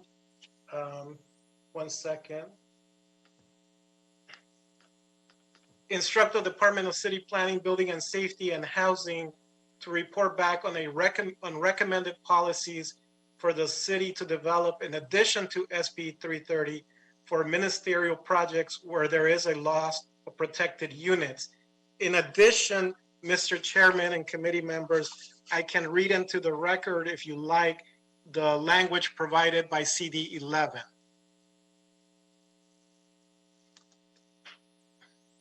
I can't hear you, Mr. Chairman. Yes. Okay, so I will proceed to read the language provided by CD 11 to the committee. Request the Planning Department to report back on supplemental administrative procedures outlining how SB 330 will apply to projects that also require a Mellow Act compliance review. The report back should clarify how SB 330 will apply to projects when the bill provides stricter standards to preserve affordable housing than the interim administrative procedures for complying with the MELO Act, also known simply as IAP. Number 2, request the Housing Department to report back with a plan to create a program that includes outreach and education to ensure that at a minimum, requirements such as relocation benefits, a right of first refusal, and occupancy for tenants up to 6 months prior to the start of construction are fully satisfied per SB 330.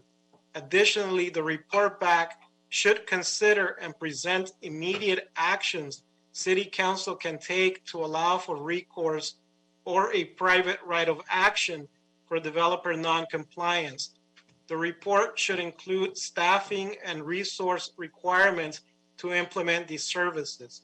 3, request that Plum consider the preparation of an ordinance to extend the definition of a housing development project to include new single-family homes. The ordinance should prevent all new and substantially remodeled single-family residents in a multifamily zone and ban construction of a new single-family home where 2 or more units of housing were demolished at the site. The ordinance should include additional no net loss provisions to restrict housing developments from replacing the existing density on a lot. In addition, Mr. Chair, I think you mentioned that you wanted some clarification as to a definition of bedrooms. That's accurate. So I'll move this. If there's a second, you can consider it. I'll second, although just as a quick comment, the devil will be in the details on that remodel question for single-family homeowners, but it's a report back on that. You know, that's all those things sounded great. That was the one that caught my ear as could be problematic if you're making it so difficult to remodel a home. But it's at this moment it's just a request for an amendment, right? So, or a request for a report back. Correct, Report Mr. back. Blumenfield. Right. Is it all All right. Second. Thank you, Mr. Blumenfield. I think a lot of these report backs are going to be fodder for much deeper discussion and debate going forward. So I thank you for pointing that out. So it's been moved and seconded. Mr. Mejia, can you call the roll? Certainly. Mr. Marquise Harris Dawson as chair. Yes. Councilmember Bob Blumenfield. Blumenfield, aye. Councilmember Mark Ridley Thomas. Aye.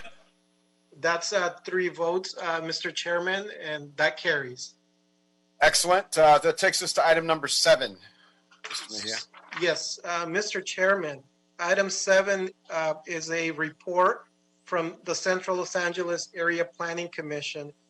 You have an appeal challenging the adequacy of the environmental clearance as to the approval of a vesting tract map for a maximum 37 residential condominium unit project situated in CD5. All right. So this is item number 7. To folks on the line, if you wish to speak on this item, this now is the time to press *9 to indicate a raising of your hand, your digital hand. But we'll begin deliberation of this matter with a report from Department of City Planning.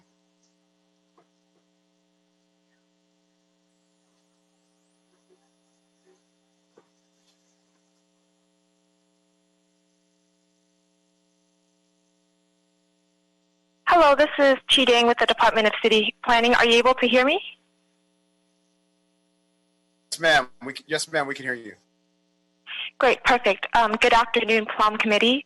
Chi Dang with City Planning. Item number 7 is an appeal of a vesting tentative tract map approval for the subdivision of 37 condominiums at 411-439 South Hamel Road, located in Council District 5.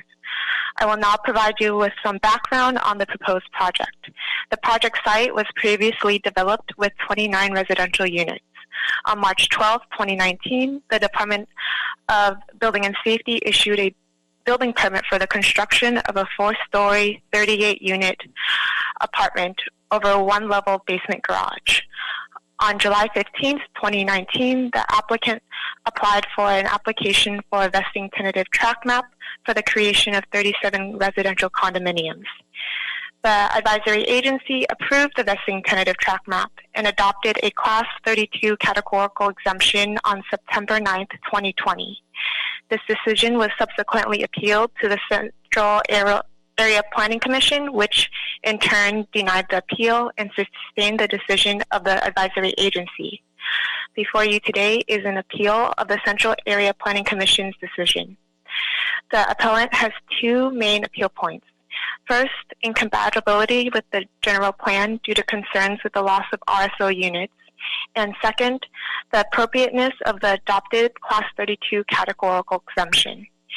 In response to appeal point number one, staff contends that the appellant's points were not relevant because the map conforms to the underlying zone of the property, which means that it conforms to the general plan according to the Subdivision Map Act. All appropriate findings were made, and furthermore, the removal of the previously existing residential units were subject to the Rent Stabilization Ordinance that was previously reviewed and approved by HCID between January 3rd, 2018 to November 5th, 2018. In response to appeal point number two, the appellant has not submitted substantial evidence that the project does not qualify for a Class 32 categorical exemption. The advisory agency found that the project meets all of the criteria for a Class 32 categorical exemption and that none of the exemptions to the categorical exemptions apply as sustained by the Central Area Planning Commission. In conclusion, the appeal of the vesting tentative tract map does not contest the legality of the condominium units created by the map. All concerns raised by the appellant, including the environmental and construction-related impacts, relate to the proposed building on the subject property and its construction. However, approval of the tentative tract map does not authorize the construction of the proposed building. The map merely allows for the creation of 37 condominium units within a previously permitted multifamily residential building, and the subject tract map grants no exemptions to the municipal code. Based on the information submitted, reports from city agencies, the surrounding land uses, and the zoning pattern, conformance with the general plan and the Los Angeles Municipal Code, the city maintains that the Central Area Planning Commission acted reasonably in approving the requested subdivision. Therefore, the Department of City Planning recommends that the decision of the Central Area Planning Commission be sustained and the appeal be denied by City Council. Thank you. Now we'll hear from our appellant, followed by our applicant for 3 minutes each.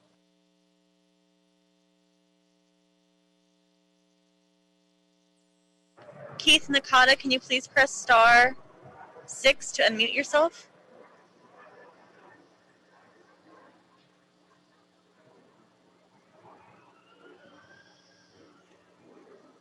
Can you please press *6 to unmute?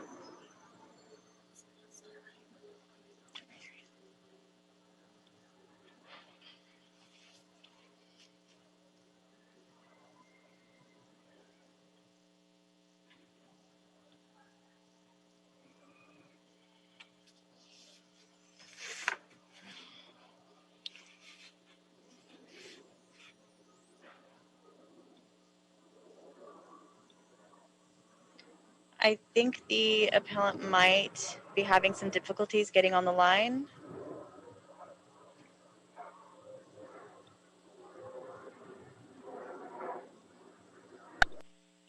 Sonny, how do you advise we proceed? Yes, hello. This is Keith Nakata. I'm the appellant. Oh, okay, we can hear you. Am I muted? You have 3 minutes. Thank you. This is Keith Nakata. I'm the appellant. My complete appeal application was never fully uploaded into the council file system as of yesterday, and this item should be continued. The Edco Homes tract map continues to be problematic for several reasons, including violating the general plan and the misuse of CEQA piecemealing, chopping the demolition process from the pursued ultimate project, and to evade public scrutiny before the demolition was completed, which is prohibited under CEQA. Edco Homes alone has demolished over 100 RSO NOAA units using this technique in my neighborhood and has displaced vulnerable people out of the neighborhood in need of affordable housing. And this has eliminated their right of return, as was previously discussed. 231 RSO NOAA units have been demolished or converted to luxury condo units within a 500-foot radius of this project. 29 RSO units were demolished on the site itself. The project cannot make Subdivision Map Act findings because it violates the general plan housing element policy stating, encourage and incentivize the preservation of affordable units to ensure that demolitions and conversions do not result in the net loss of the city's stock of decent, safe, healthy, or affordable housing. This is not subjective in this case, but quantifiable. This track map request also does not qualify for protections under the Housing Accountability Act as claimed by the applicant. This is not a housing development project for the purposes of HAA because there is no development of housing at all when the building is already permitted as an apartment building. The map itself only facilitates the sale of individual units as condominiums. It proposes no physical changes to the building. The map and waiver only constitute the subsequent administrative approval required for sale rather than rental of the units in the approved building. Edco Homes President Afshin Edibar signed 5 affidavits on September 28, 2018, demolition permits for the 5 lots to create the new condo project. The affidavits state that they acknowledge that if the city determines that the demolition proposed is part of a larger project requiring discretionary permits, the city can evoke or stay approvals, including certificates of occupancy, until a full and complete CEQA analysis is adopted and certified.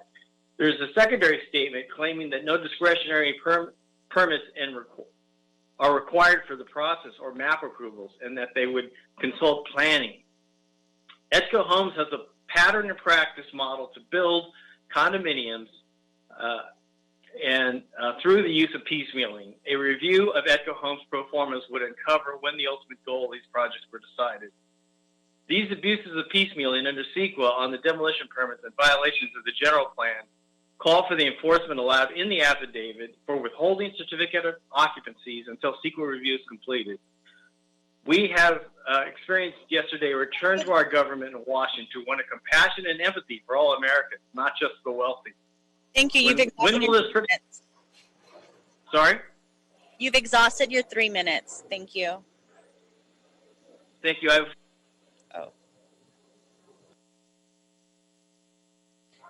Thank you. We'll hear from the applicant now. Aaron Green, can you please press *6 to unmute yourself?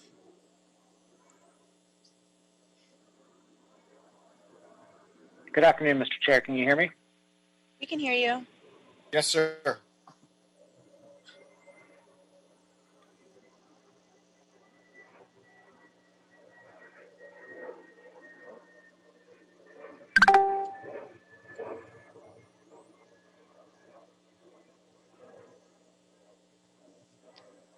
One second. Aaron Green, can you please press *6 to unmute?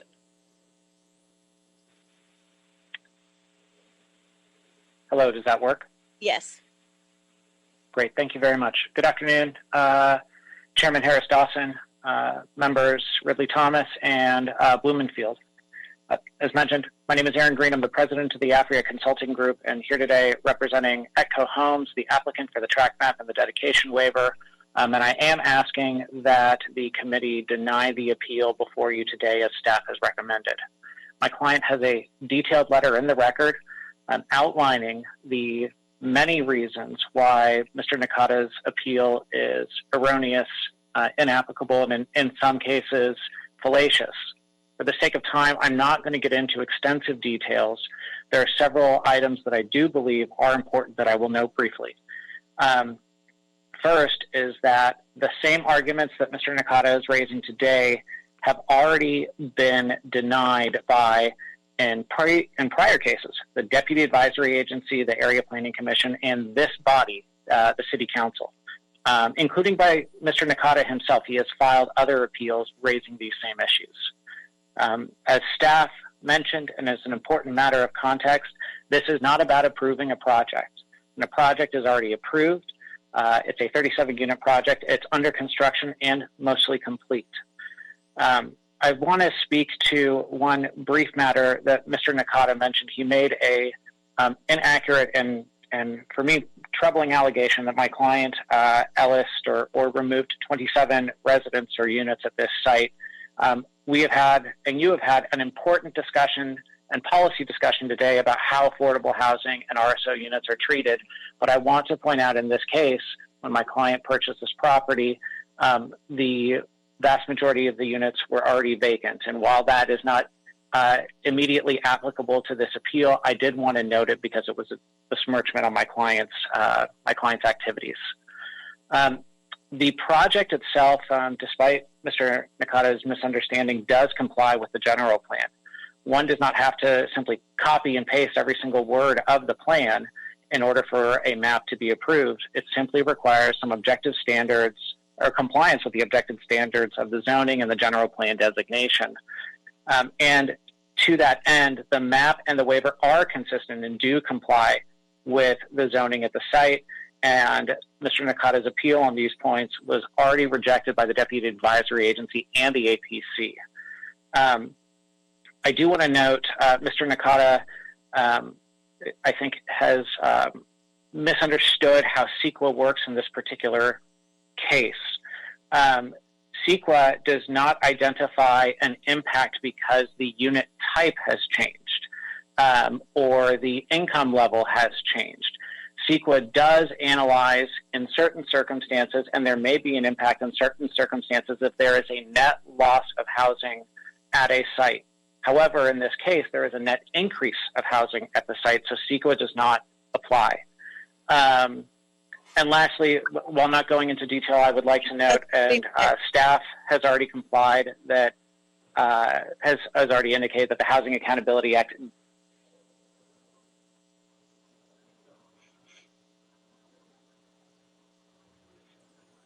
I think your 3 minutes are concluded, Mr. Green.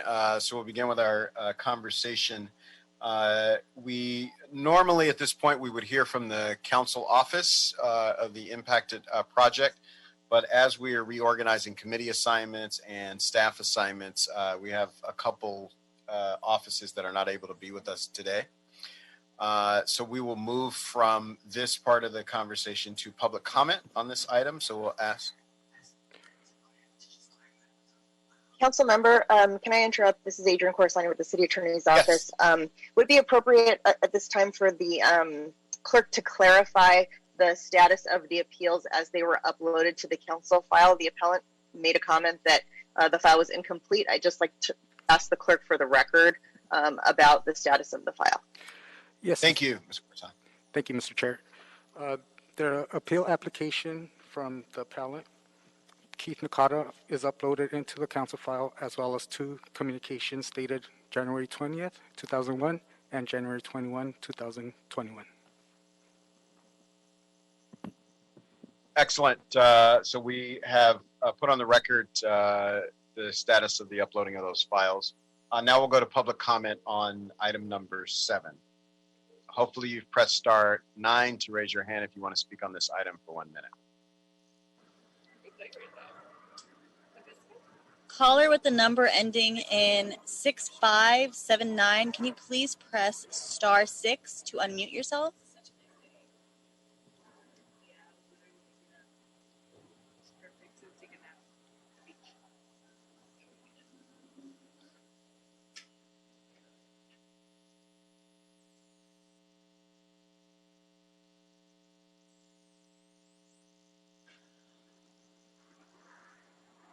Six, 5, 7, 9. Can you please press star 6 to unmute yourself?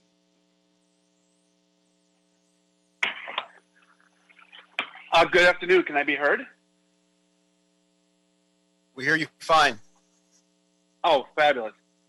So, good afternoon, Mr. Chair, members of the committee. My name is Mark R. Edwards. I am a resident of West Hollywood, but I am very active in the Mid-City West area. In fact, I used to be on the Mid-City West Community Council. And I'm here quickly to ask you to deny the appeal and affirm the approval of the project. Mr. Green clearly stated the facts. It's on the record. It went through city planning process. I trust them. It's been heard by the Central Planning Commission, and they affirmed that the appeal should be denied. And I wished and ask and request that the City Planning Commission, the Planning Committee deny the appeal and affirm the approval of the project. We need more housing. We need more housing. We need more housing. Thank you.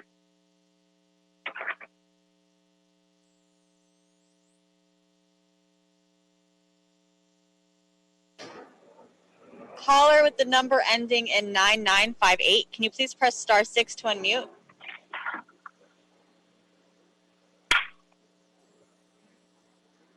(9958).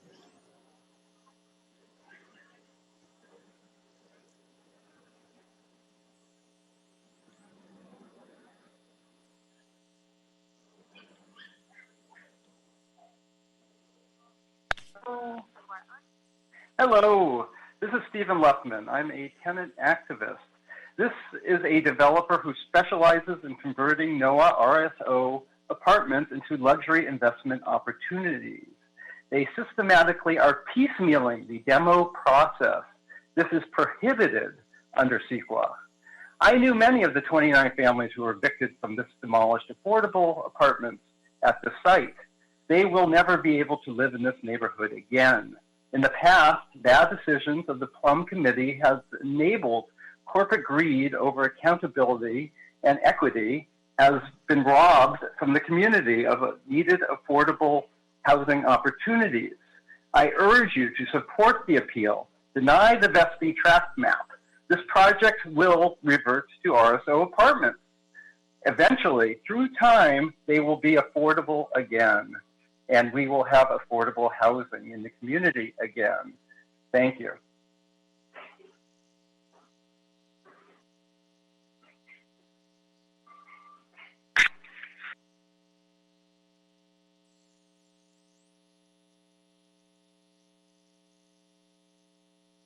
Caller with the number ending in 8423. Can you please press star 6 to unmute yourself?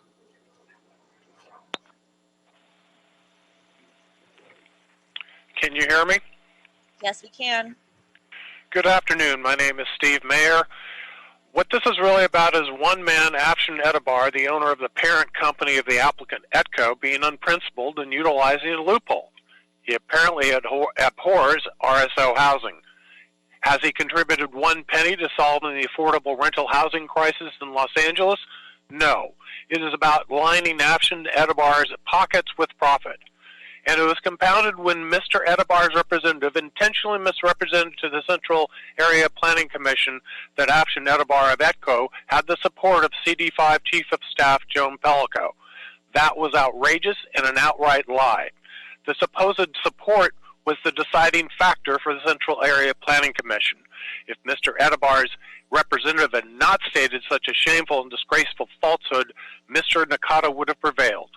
There is no support from CD5 for this project, and because of the contemptible and illicit actions of Afshin Edibar and his representative, Mr. Nakata's appeal should be affirmed.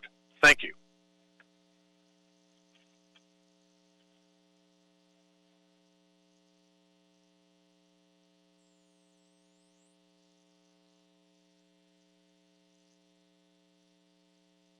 Caller with the number ending in 7851. Can you please press star 6 to unmute yourself?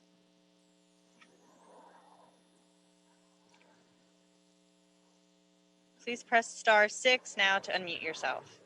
All right. Hi, can you hear me? My name's Eric Seidenglantz. Yes, we can.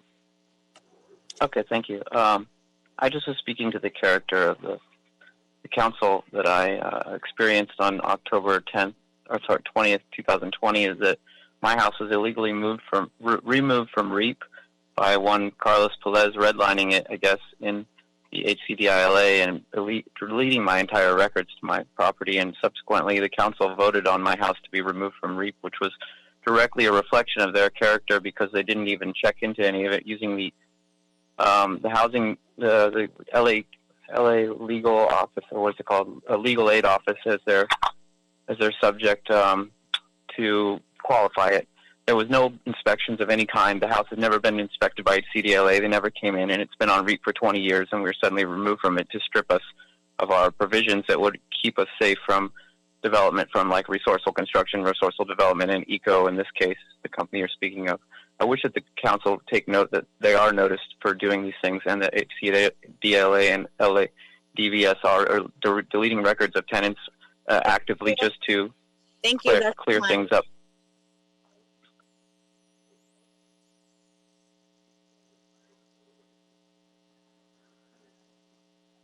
Caller with the number ending in 0203. Can you please press *6 to unmute yourself? Thank you very much. This is David Wheatley in Silver Lake. Thank you for having this this meeting. I'm observing the way things are decided here, discussed, and I would like to applaud the philosophical discussions about the meanings of the various laws that come down the pike and the inquiry as to whether they're accomplishing what they're supposed to. I do notice that the format seems to be city planning or someone explains what's going on. Second, the appellant has one try, and then the applicant has a try, and then it gets restated. So it looks like it's basically 3 segments against the applicant. And I'd like to suggest, in light of this, that even if the appellant has, hopefully I'm saying this right, if the appellant has even just one valid point, if these appeals could be approved, I think that would sound fair to me. Thank you very much. Thank you.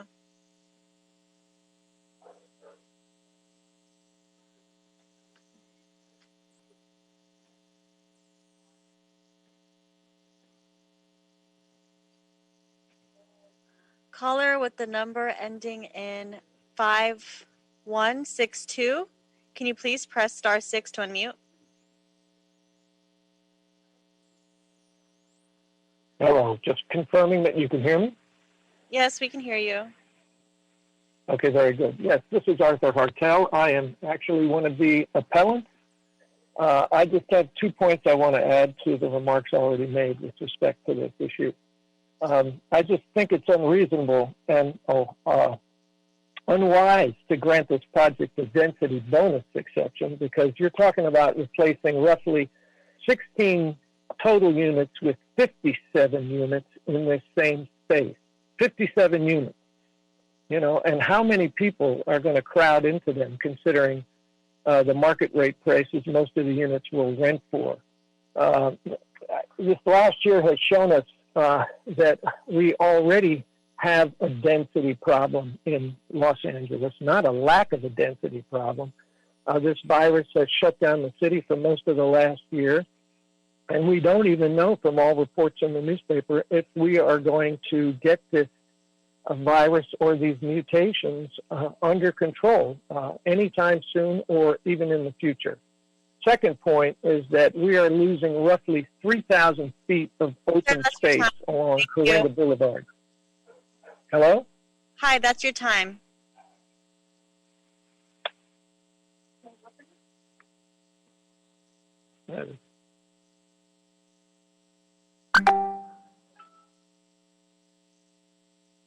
Caller with the number ending in 3363. Can you please press *6 to unmute yourself now?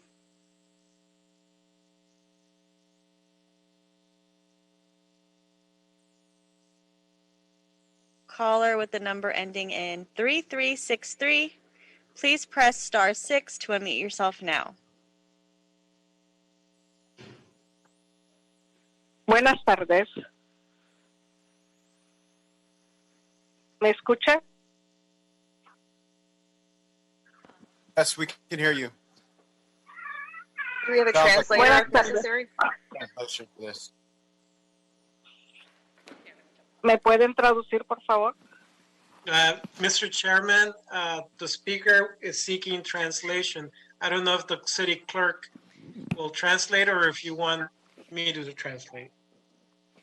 We'll request that the city clerk provide translation. Yes, Mr. Chair, we will provide the interpretation. Señora, ¿le podemos interpretar, por favor? Si me hace un favor y hable despacio, una oración a la vez.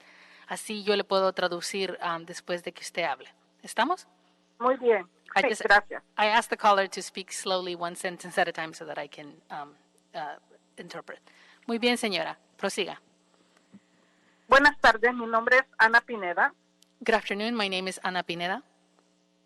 Quiero agradecer al concejal Cedillo I would like to thank Councilmember Cedillo por apoyar a la comunidad y luchar por la vivienda. Because he supports the community and fights for housing. Y lo insto a que continúe apoyando a la comunidad. Perdón, ¿cuál fue la primera palabra que usó? Y lo invito a que continúe apoyando a la comunidad. And I invite him to continue supporting the community. Y oponiéndose a este proyecto. And opposing this project. A menos que incluya viviendas accesibles. Unless the project includes accessible housing. Muchísimas gracias. Thank you very much. Gracias, señora. Gracias a usted.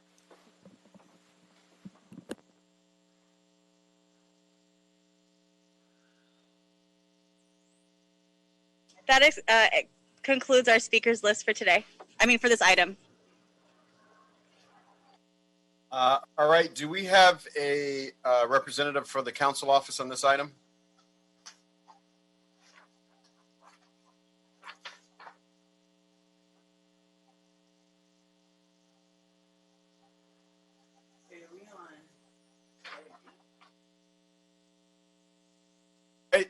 I don't see a representative from the council office. Again, we'll note that we ask our council offices to comment in person and on camera on these matters, and we ask all of our staff to be in person and on camera for these matters, but we'll move ahead on this item. There are questions or comments. If staff wants to respond to anything that came up in public comment, I'll allow some time for that. If not, I'll ask members if there are any questions or comments on the item. Hello, All right, this is Chief. City Planning, we do not have anything to clarify. Thank you. Thank you so much. All right, so if there is no discussion from members or additional discussion from staff, Mr. Mejia, can you read the recommendation that I will move into the record? Yes, Mr. Chairman.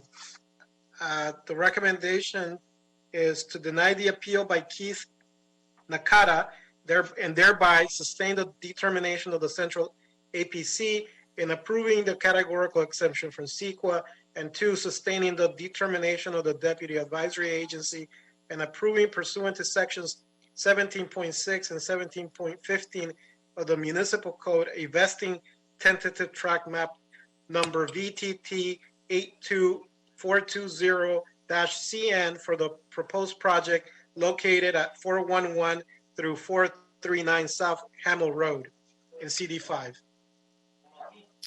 Excellent. So it's been moved. Is there a second? Second.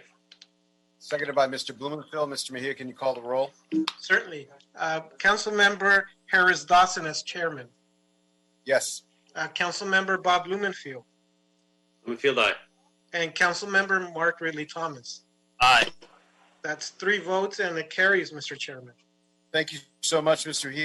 Mejia. That takes us to item number 8.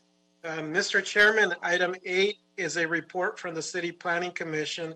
It includes an appeal filed by Arthur Hartel III and Tracy Martin, and the appellants are appealing the adequacy of the CEQA clearance and the density bonus. This is for a 57-unit project, along with which contains 11% units for very low-income residents, and the project is situated in CD4, Mr. Chairman. Thank you so much, Mr. Mejia. We'll begin this discussion with a report from Ms. Carter from Department of City Planning.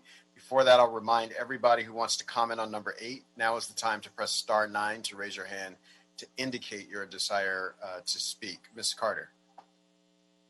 Good afternoon, council members. Michelle Carter with City Planning. Before you this afternoon is an appeal of a density bonus project that was approved by the City Planning Commission. The project is located in Toluca Lake in CD4. and it involves a demolition of existing structures and the construction of a new residential development with 57 dwelling units, including 6 units for very low income households. The request also includes 2 incentives, one on-menu incentive for a 20% reduction in open space, which is before the committee this afternoon, and a off-menu incentive for an increase in height and a Class 32 categorical exemption. There were 2 appeals filed of the entire decision, citing 7 main appeal points, which staff has responded to in the department's response letter dated November 12, 2020, which is included in the council file.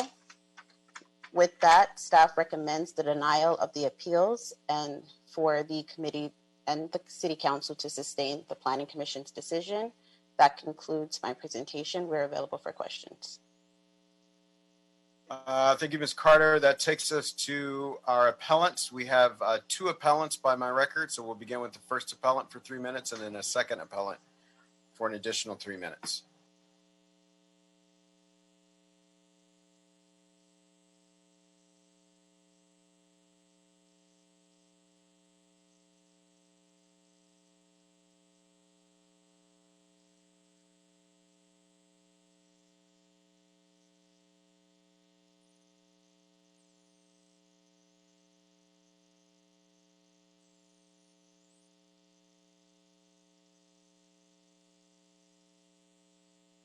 Tess Taylor, can you please press *6 to unmute?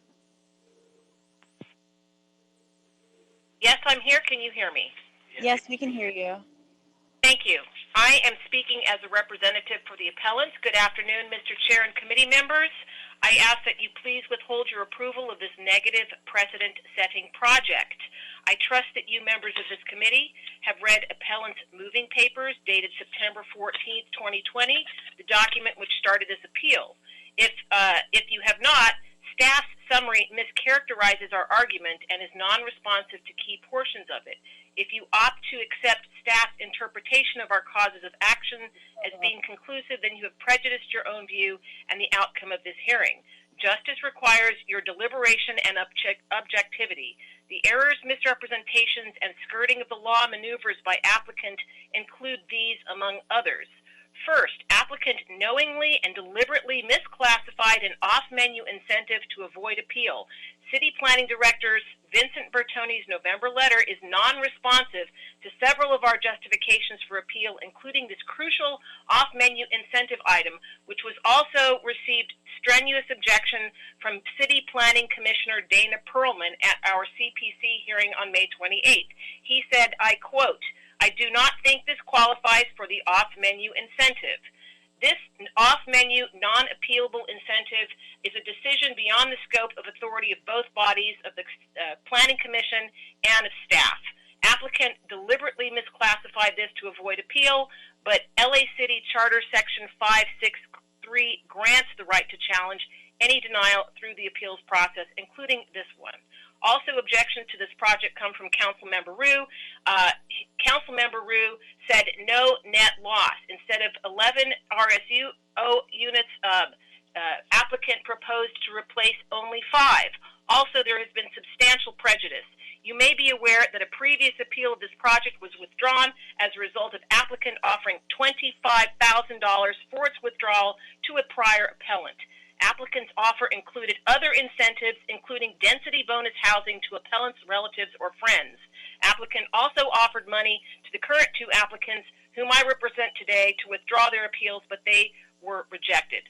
The financial windfall from this project is so large that applicant can afford to pay people to withdraw their legitimate objections.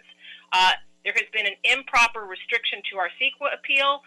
We require and request an EIR. There are safety and health violations imminent here.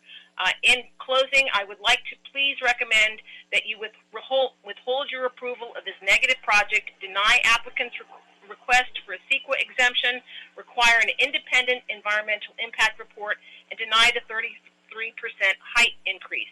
Please be responsible to us and protect the people who live in this neighborhood. This massive, substantial, and permanent impact that this project will create in our neighborhood cannot be overstated. Thank you for listening.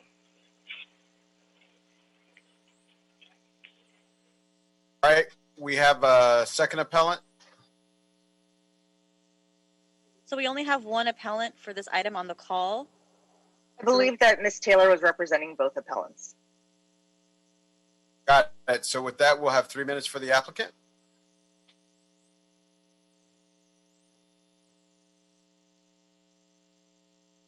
Andrew Fogg, can you please press *6 to unmute yourself now? Good afternoon, council members. My name is Andrew Fogg of Cox Kessel Nicholson, and I represent the applicant for the project. We submitted written correspondence previously regarding this item, and we are in agreement with staff's responses to the appeals. The appeals are without merit and should be denied. This is an infill density bonus project containing 57 units, only 5 units more than the base density for this site, and it's providing 6 units of very low-income deed-restricted housing. In addition, the City Planning Commission provided some special conditions that would allow existing tenants that have since left the project and are no longer living there to have a right of return.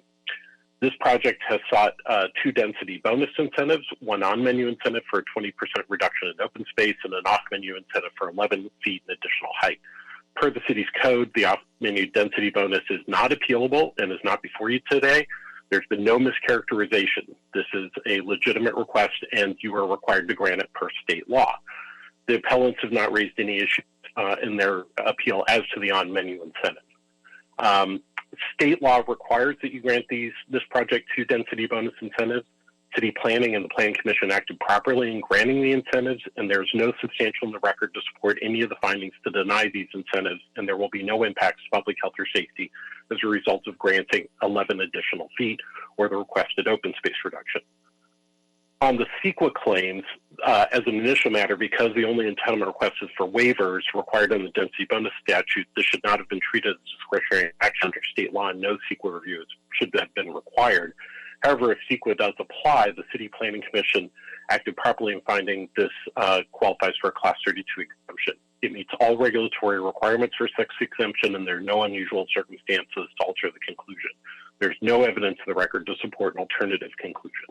The unsupported and conclusory claims by appellants are not substantial evidence upon which the city can rely. The city considered all comments raised and imposed these special additional conditions as part of the comments. They've been addressed fully and they've been incorporated into the approvals for the project, and they will be complied with as required by law.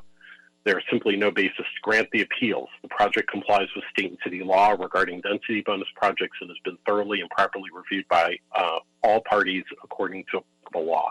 To grant these appeals would subject the city to liability under the Density Bonus Law and Housing Accountability Act, and we respectfully request that the appeals be denied in full.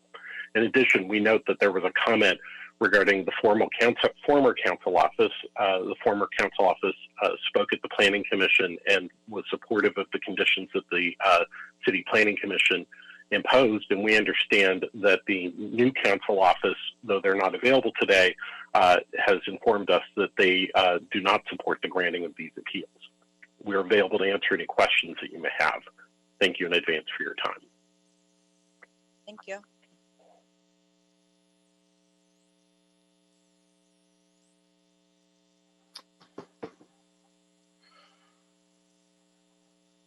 All right, that exhausts our applicants and appellants. Now we would normally hear from staff from the council office, although there don't seem to be any available. So with that, we'll go to public comment on this item.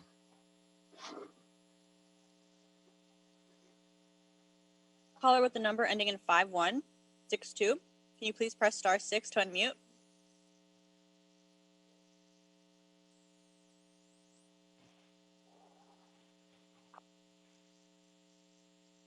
Hi, thank you for the time. I just want to add that that density bonus exception for open space is going to result in the permanent loss of 3,000 square feet, 16 mature trees that will never be replaced, and the loss of a heat sink for the neighborhood.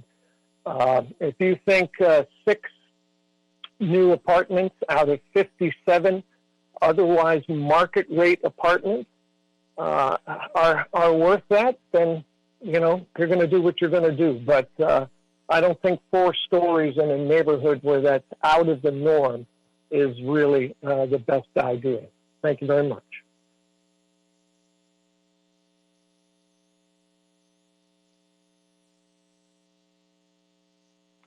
Caller with the number ending in 8092. Can you please press *6 to unmute?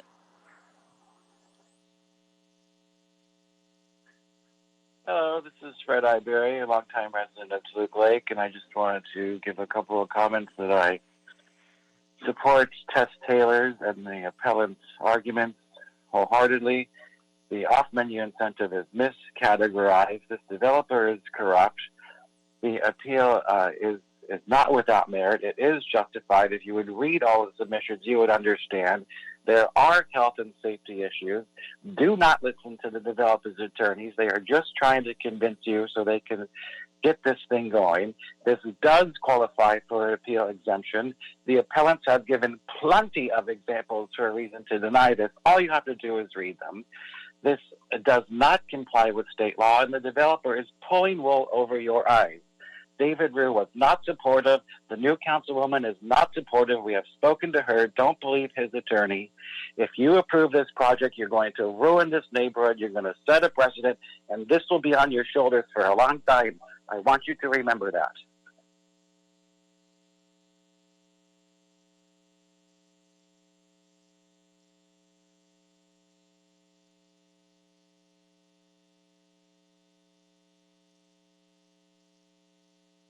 Caller with the number ending in 8092. Can you please press *6 to unmute?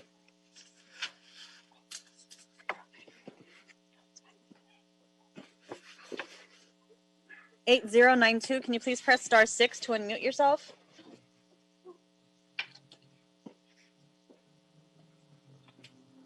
You do.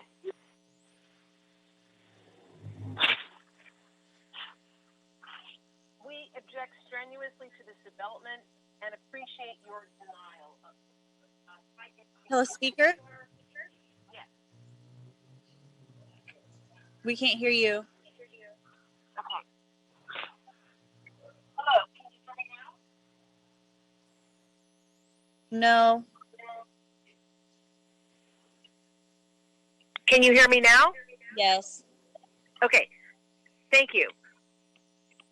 Please deny the request for a CEQA exemption.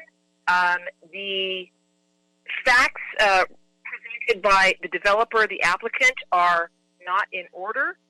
Councilmember Rue strenuously opposed this. We've heard discussion today of no net loss of units.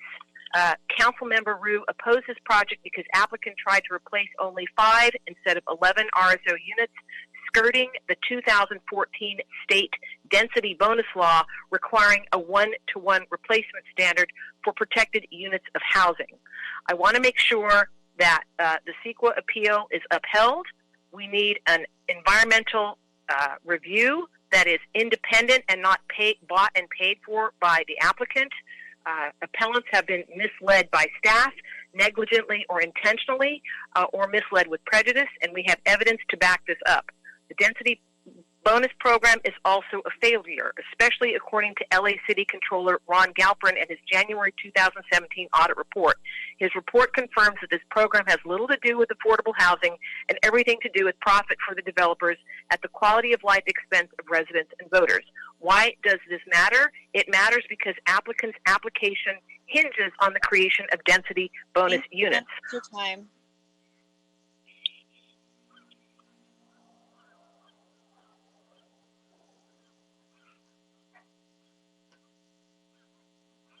Caller with the number ending in 1397.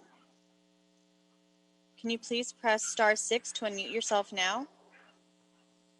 I'm Barbara Shepard. I'm a neighbor, and actually my kitchen door is about 10 feet from the north edge of this project, which includes 3 properties. I have immediate safety and security concerns as it pertains to trespassers. As we speak, these 3 properties, of which all buildings are vacant, have no lights or security guards in place. While I sympathize with those needing shelter, vacant buildings are obviously not the answer. Signs and construction fences are insufficient. Lights should be installed and on-site security hired immediately. And my concern is that the applicant owner may not be monitoring what happens on these properties now, even before construction, which I believe is their responsibility. I realize applicants are in a waiting pattern, but while they're waiting, their unattended and neglected properties create real safety issues for those close by. It could be an indication of how demolition and construction would be handled regarding neighbors. So please, there should be monitoring, lights, on-site security starting this week to get out in front of any bigger problems going forward. Thank you.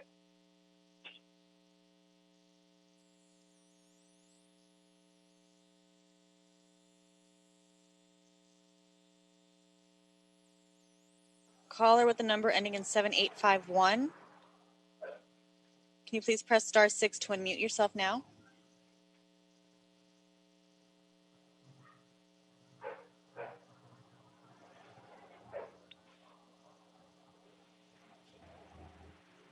I just wanted to let the council know that you guys are a bunch of pieces of shit, fake fuckers. Okay. Caller with a number ending in 0203. Can you please press *6 to unmute yourself?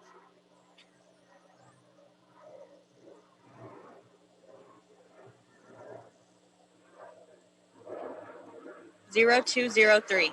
Can you please press *6 to unmute?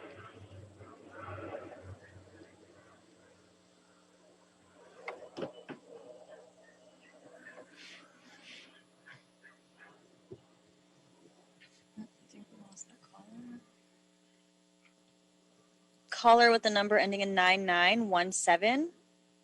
Can you please press *6 to unmute yourself now?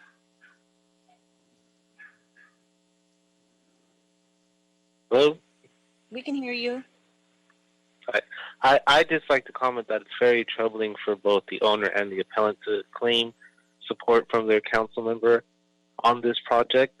In that, I find it very disingenuous for the owner to claim the support when it's been documented that there is no support there. So I don't appreciate lies being told before the farm committee.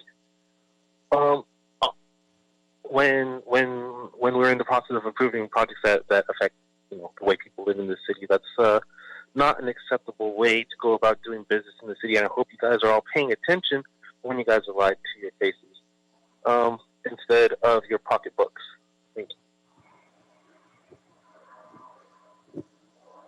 That concludes the speakers for this item. Thank you so much. Thank you, everybody who's commented on these items. Normally, we would hear from council office staff, but as you know, we don't have those folks available to us today. I want to give Department of City Planning the opportunity to respond to any of the public comment items that you see fit. Thank you, council members. This is Heather Bleemers, the Department of City Planning. I'll briefly go ahead and respond to several of the comments that I heard. With regard to not providing a thorough response to the appeal points that were raised, as you will see in our appeal response report, I think that we did provide a thorough and thoughtful response to all of the appeal points that were raised. With regard to trees, the project would be required to provide replacement trees per our city ordinances. So any trees that would be removed would be replaced. I believe that they are also keeping some of the trees on site. And then lastly, the replacement units issue was discussed. The project is required to provide 6 replacement units. However, they will actually provide 11 replacement units as was conditioned by the City Planning Commission. So that concludes my responses. We're available for any questions. All right, thank you. Any discussion, questions, inquiries, or opinions from members of the committee? Mr. Blumenfield, Mr. Ridley Thomas? Seeing none, Mr. Mejia, can you read the recommendation into the record?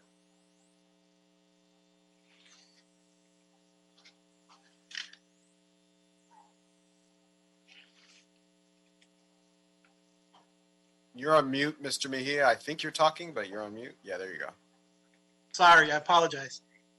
Item number 8, Mr. Chairman and committee members, is the action being to deny the appeals filed by Arthur Paul Hartel III and Tracy Martin, the representative being Tess Taylor, and thereby sustain the Planning Commission's approval of the categorical exemption from CEQA in approving a 35% density bonus for a 57-unit housing development with 6 units set aside for very low-income households and a 20% reduction in the required open space for the project located at 10551 through 10555 West Bloomfield Street and 4366 through 4378 North Cahuenga Boulevard.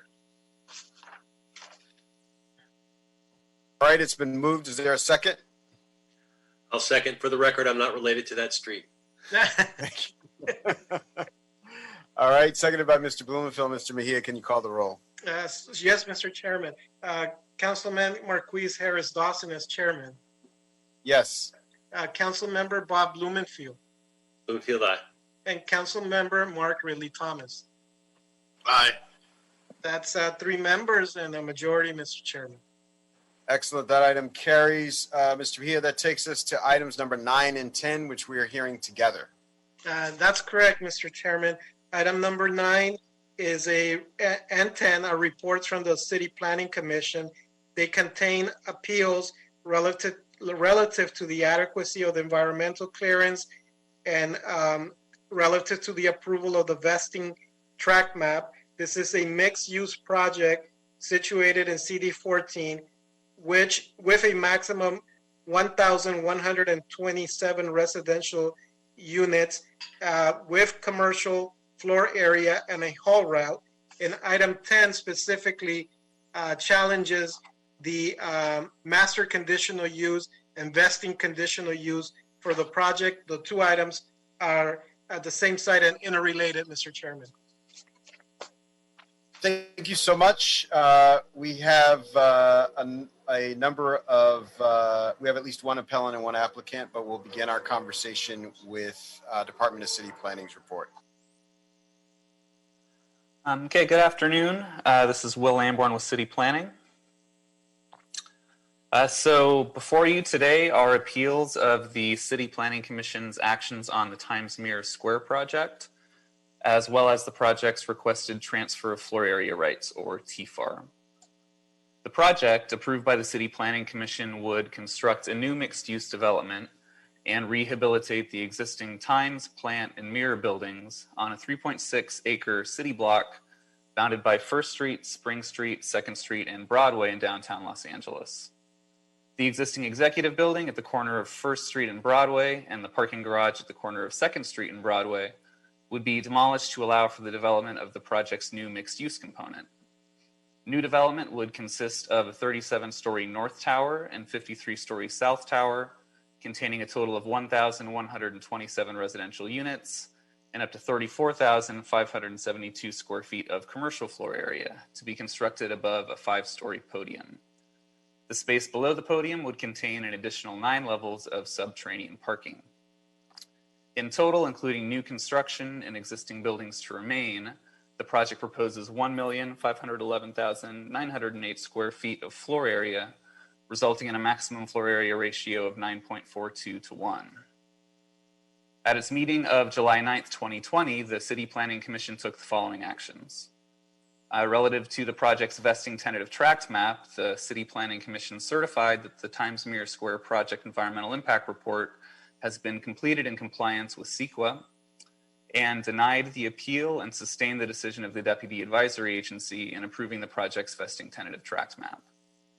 And relative to related case CPC 2016-4675 TDR VCU MCUP, the Commission found that the project was assessed in the previously certified Times Mirror Square project EIR, which includes the draft EIR, final EIR, and the errata, and that no subsequent EIR or addendum is required for approval of the project. Approved and recommended that the City Council approve a transfer of floor area rights for the transfer of up to 548,440 square feet of floor area from the Los Angeles Convention Center to the project site. Approved a vesting conditional use for floor area averaging within a unified development, and approved a master conditional use to permit the sale and dispensing of a full line of alcoholic beverages for on-site and off-site consumption. Appeals were filed by one appellant on the CPC's action, a second level appeal on the project's vesting tentative tract map and associated environmental, and an appeal of the vesting conditional use and master conditional use approvals. In general terms, the appeals raise issues related to the project's environmental impact report, particularly in regards to impacts to aesthetics, historic resources, air quality, and biological resources. The appeals primarily repeat the same points raised in prior letters submitted by the appellant related to their objections to the EIR. Staff has prepared an appeal response letter to Plum dated January 13th, 2021, available on the council file, which addresses these appeal points in further detail. As discussed therein, no substantial evidence has been presented in the appeals to dispute the findings of the EIR or the CPC's actions on the related entitlements. Planning staff therefore respectfully recommends that the appeals be denied, and staff further recommends approval of the project's TFAR requests, noting that the CPC determination has recommendations on the TFAR that are before the council for its final determination. Thank you, and staff will be available for any questions.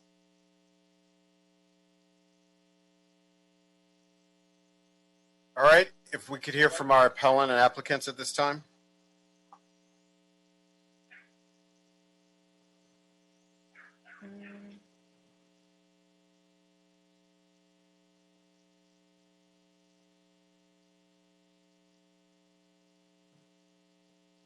Brian Flynn, can you please press *6 to unmute?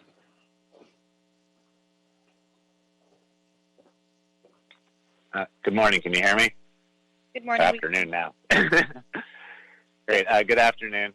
My name is Brian Flynn, here on behalf of the Appellant Supporters Alliance for Environmental Responsibility, or SAFER, for items 9 and 10. As we stated in our written comments, the EIR fails to adequately respond to comments, fails to adequately analyze the project's significant impacts, and fails to mitigate those impacts. SAFER respectfully requests the committee grant the appeal, not certify the EIR, and require the city to address these shortcomings in a revised EIR. SEQA requires that an agency analyze the potential impacts of its proposed actions in an EIR and to eliminate or substantially lessen those impacts where feasible. I want to highlight two areas where SAFER provided expert evidence that the project would pose impacts and that the city failed to analyze or mitigate them. First, there's no discussion in the EIR of indoor air quality, specifically no discussion of impacts or mitigations for emissions of formaldehyde. Formaldehyde off gases from composite wood products, such as plywood and fiberboard and particle board. Francis Offerman, who's a renowned indoor air quality expert, concluded that even all the materials were compliant with the Resources Board formaldehyde regulations. There'd be a cancer risk to residents of the project of approximately 112 per million, which is more than 11 times the air district's threshold of 10 in 1 million. Despite the city's duty to investigate this impact, the city has denied the analysis and has refused to consider the project's impacts on indoor air quality. Notably, Mr. Offerman recommended feasible mitigation measures such as no formaldehyde or low formaldehyde products, but the city failed to consider these measures. Additionally, wildlife biologist Dr. Sean Smallwood concluded that the project would cause around 2,000 bird deaths a year as a result of collisions with the project's clear glass windows. However, instead of investigating this impact, the city has attempted to deny his analysis and refused to consider the impacts of the projects on birds. Dr. Smallwood also identified specific feasible mitigation measures to reduce this impact, but the city has failed to require those measures. So for those reasons, as well as those in our written comments, SAFER respectfully requests the committee grant the appeal and require the city to address these shortcomings in a revised EIR. Thank you.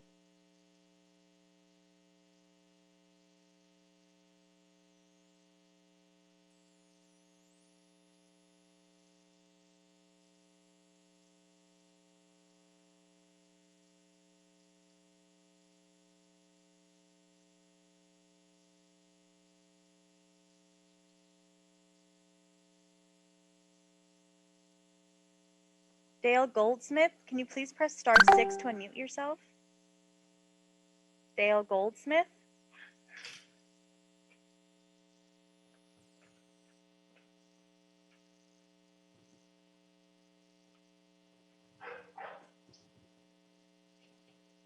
Dale, I can see that you're unmuted, but we can't hear you. Can you hear me now? We can hear you now. Excellent. Thank you. Good afternoon, honorable committee members. My name is Dale Goldsmith. I'm a partner with the law firm of Armbruster, Goldsmith, and Delvac, representing the applicant. I'd like to address both items 9 and 10. I will start with item number 9, the appeal of the vesting tenanted tract map. The appellant, Safer, has submitted a number of letters over the course of this matter alleging that the EIR is inadequate. Planning staff, aided by a team of experts, has thoroughly refuted each of these allegations, including the allegations you just heard regarding alleged indoor air quality impacts and purported bird strike impacts. As set forth in the comprehensive staff appeal reports, including the most recent report dated January 13, 2021, the appeal is without merit and should be denied. The January 13th report also includes a thorough response to the late comment letter from attorney Mitchell Sy dated December 2nd, 2020. Mr. Sy submitted another last-minute letter just this morning in a clear effort to sandbag the city. However, this letter is just a rehash of the argument the staff has already thoroughly refuted. No further response is necessary. For the reasons set forth in the staff appeal reports, we respectfully request that you deny the appeals and uphold the CPC's well-reasoned actions. I'm available to address any questions you may have. Regarding item number 10, the project is seeking TFAR approval, transfer of floor area ratio, and will provide a total of direct and indirect public benefits and TFAR payments to the city of almost $27 million. Unlike density bonuses, TOC projects, or zone change cases, there is no requirement for TFAR projects to include affordable housing because, in a sense, that project is paying for the additional floor area. Nonetheless, the applicant volunteered to provide 34 workforce units in the project at the City Planning Commission. Over the past several weeks, Councilmember De Leon has made clear his desire to have the project include affordable units at a deeper level of affordability. Ani has agreed to the council members' request to revise the conditions to, among other things, have the project include 24 moderate income units and 10 low-income units in lieu of the workforce units. Council Deputy Emma Howard will provide additional details today. Although this additional condition places a significant additional financial burden on the project, our client agrees, and I agree, that it is the right thing to do. Therefore, we respectfully request that you approve the items in item number 10. I'm available for any questions you may have. Thank you for your consideration. Thank you for that. We will now ask a representative from Council District 14 if they have comments. Hi, good afternoon, council members. Emma Howard, Senior Planner, Council District 14. I do have some comments, and I'm afraid I have to read some technical language into the record, so apologies to everyone. I know we're getting up to 2 o'clock almost. So as I said, my name's Emma Howard. I'm the Senior Planner for Council District 14, Councilmember De Leon, and I'm here today to speak on items 9 and 10, the proposed redevelopment of the Times Mirror Square, including this project's EIR, tract map appeals, and the report from the Los Angeles City Planning Commission relative to a transfer of floor area rights, known as TFAR. First of all, it's very important that we acknowledge both the locational importance of the site, it's in the civic core of downtown Los Angeles, and the immense historical significance of the site, which is the long-term headquarters or former long-term headquarters of the Los Angeles Times that grew from a small local paper in a small town new to the Union of the United States into an international Pulitzer Prize-winning paper for the second largest city in the United States of America. As this site enters a new phase in development, our office wants to acknowledge the ongoing work of local preservationists, the Office of Historic Resources, the Cultural Heritage Commission, and the developer in making sure the historic cultural monument of the Art Deco-style Times building and plant remains on-site and an adaptive reuse that will allow future residents and visitors to retain context of this local history, including a set-aside of TFAR funds for ongoing preservation and restoration. Additionally, my office wants to acknowledge the care and time the City Planning staff and City Planning Commission has put and will continue to put into making sure the site design is appropriate and high quality. We acknowledge the unprecedented work by the City Planning Commission over multiple hearings to craft the first use of TFAR funding for the on-site provision of moderate income units. Council members, Councilmember De Leon's first priority is the affordable housing crisis. In downtown Los Angeles, residents of newly built luxury high-rises look directly down on our unhoused neighbors sleeping on the streets below. It is with this in mind that he commits to fight for every additional unit of affordable housing possible in his district, and he looks forward to working with this committee to ensure future growth in downtown Los Angeles is truly inclusive of many more mixed income projects with transparent and equitable development processes. In order to begin to further these goals, Councilmember De Leon requests that your committee approves the following changes to the TFAR conditions submitted in the council record under the document titled Conditions of Approval, as modified by the City Planning Commission on July 9th, 2020. And I'm going to also send hard copies of these requests. First, that TFAR condition 3CI, 2 and 3 be struck and replaced with the following language. On-site affordable housing worth the amount of $4,650,000, 39% of the public benefits direct provisions. The funds shall be utilized to provide for the on-site affordable housing set forth in condition 4 below. Secondly, that condition 3C, Roman numeral 3, have a third provision added which reads as follows. Notwithstanding the foregoing, the applicant shall pay the first $2 million of the amount payable in cash to the Public Benefit Trust Fund on the earlier of A, if no litigation challenging the City Council's approval of the subject project has been filed, comma, 120 days after the final City Council action approving this project, or B, if litigation challenging the City Council's approval of the subject project is timely filed upon the final unappealable resolution of such litigation upholding the project approvals without modification. One more. Lastly, that affordable housing condition 4 be modified to read, prior to issuance of a building permit, the owner shall execute a covenant to the satisfaction of the Los Angeles Housing and Community Investment Department, HCIDLA, to make 24 dwelling units available to moderate income households and 10 units for low income households for the sale or rental as determined to be affordable to such households by HCIDLA for a period of 55 years.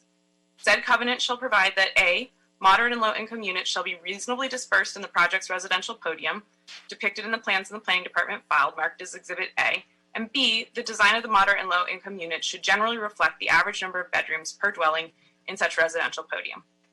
Enforcement of the terms of said covenant shall be the responsibility of HCIDLA. The applicant will present a copy of the recorded covenant to the Department of City Planning for inclusion in this file. I will make sure that a copy of this testimony and this language separately is provided to the City Planning staff, Council Clerk, and City Attorney today, and further recommend that the provisions of Condition 4 specify that the land use schedule for all such housing be Schedule 6. We've already reviewed that condition with the developer. Lastly, we ask that you approve these modifications with an instruction that city staff be allowed to suggest any modification to the suggested wording prior to hearing at the full City Council, which better improves the feasibility, intent, and clarity of the proposed wording above for the purpose of increasing the provision of on-site affordable housing at this project site. I thank you. This is the first time we're really using TFAR to do on-site affordable, and we're very excited about that, and we look forward to working on that in future and in the community plan. Thank you.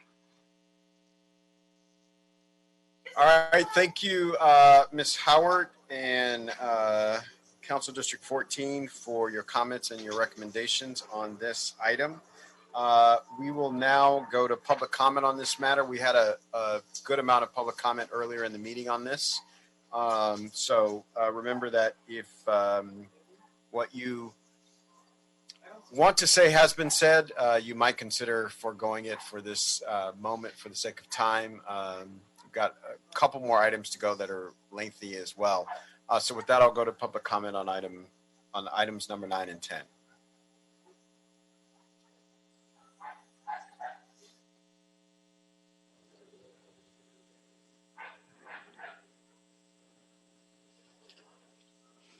Caller with the number ending in 9700, can you please press *6 to unmute yourself?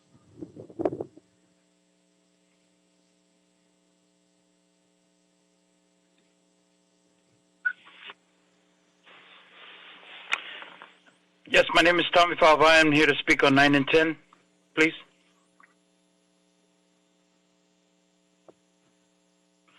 Good afternoon, committee members. I'll make it brief.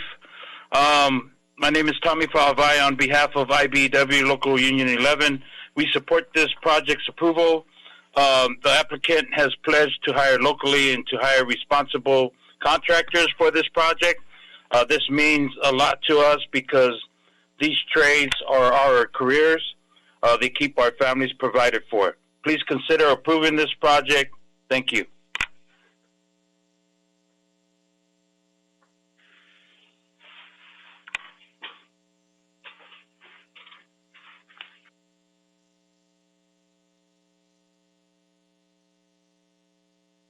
Caller with the number ending in 4821. Can you please press *6 to unmute yourself? Hi, my name is Zach, and I'm with the Anchor Church, and we are in overwhelming support of this project. Listen, I don't know if the detractors have seen the numbers, but our economy is in desperate need of jobs right now, and there's no excuse for opposing this project. Secondly, seeing TFAR go towards affordable housing, 1,127 units of housing. If you do the type of work that we do, you know how desperately needed this kind of housing is in our city. And furthermore, consider the historic value of this building.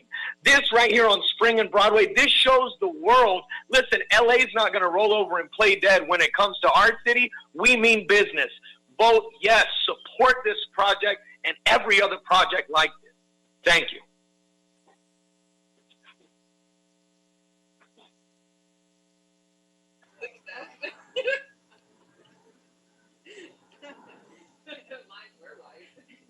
Right, but honestly, like, I don't know if people were.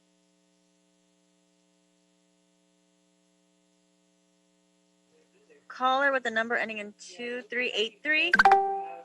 Can you please press *6 to unmute? Hey, this is Andrew Jackson Palmer. I'm a representative from Anchor Church of DTLA. We believe that compassion goes a long way, and that people within the ironworkers and the plumbers, they need the support and the help from the council. They need these jobs to keep their families fed. We believe in taking people in and loving them with the love of Christ. We also believe in the city of Los Angeles and members like El Cedillo who come alongside the city of Los Angeles in times of crisis. And we look at this right now and we see, hey, here's another opportunity for people like El Cedillo and the Church of Anchor to come alongside and work together. And so I urge you, as my brother Zach shared, please, please vote yes to keep these projects alive. In the name of Jesus Christ, amen.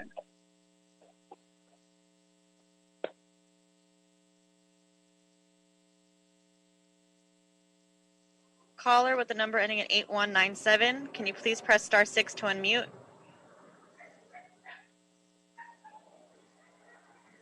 Good afternoon. My name is Brian Germain, and I'm a representative on behalf of Los Angeles Sheet Metal Workers Local Union 105. We support this project's approval. To put it simply, we know a beneficial project when we see one. It will benefit the local economy and our local workforce. It will keep good-paying jobs and hard-working Angelenos. The new commercial and residential space will be welcoming to all and attract new life to the area. We urge you to support the middle-class jobs and benefits by recommending approval on this project. Thank you for your time.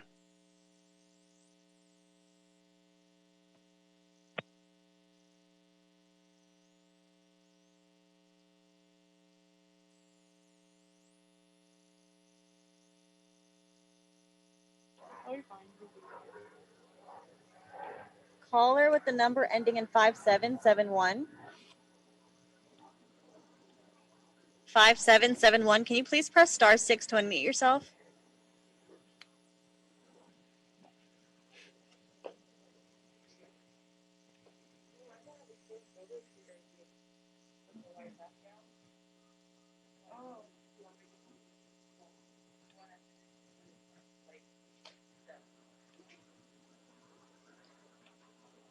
Caller with the number ending in 9090. Can you please press *6 to unmute yourself? 9090. Can you please press *6?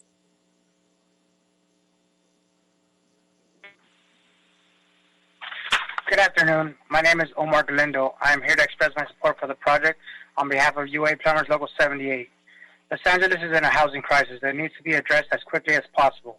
This project will provide 1,127 homes for families that desperately need them, as well a lot of retail and restaurant space that will become a focal point for the community. Let's address our housing crisis and our city's needs with this worthy project. Thank you for the time.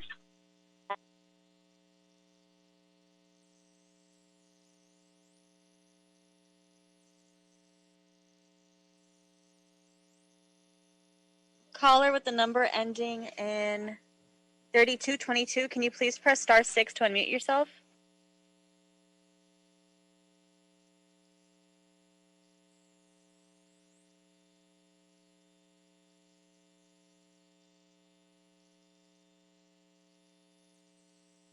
(3222), can you please press star 6 to unmute yourself?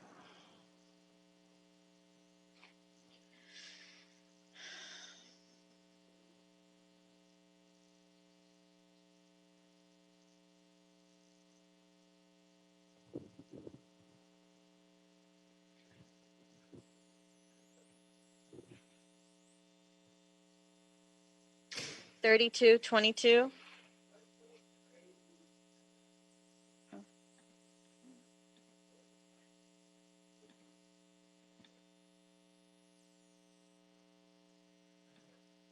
Caller with the number ending in 3743, can you please press star 6 to unmute yourself? Hello, good afternoon. My name is Jose Pina with Creed LA, and we strongly support the project. We're in the middle of a housing crisis, and this project provides an impressive addition to the city's much-needed housing stock, over 1,000 residential units. The project also features 30,000 square feet of commercial space, which would help our local economy. The applicant has done their due diligence in crafting this proposal to benefit the local population as well as the greater needs of the city. The project is environmentally friendly, sustainable, and for these reasons, we strongly urge you to approve it. Thank you.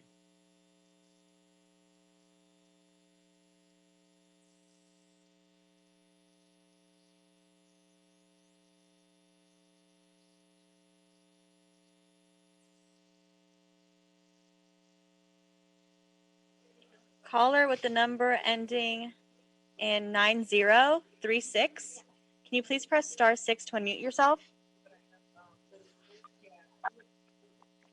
Good afternoon, council members. My name is Godfrey Washira. I'm also with Creed LA in support of the project. The project meets and exceeds the requirements for a responsible development project, including affordable housing. And I think we ask that you deny this half-baked appeal as the staff has recommended and move forward with the project. Thank you.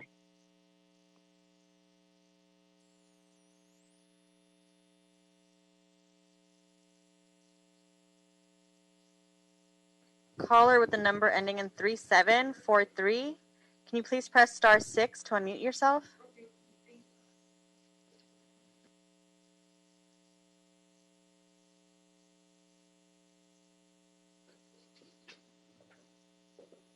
(3743).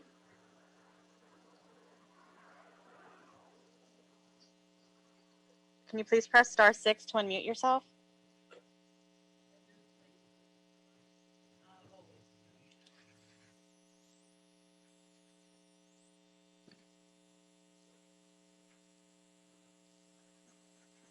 Okay.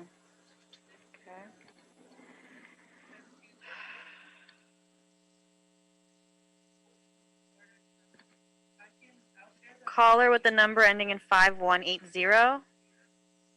Can you please press star 6 to unmute yourself?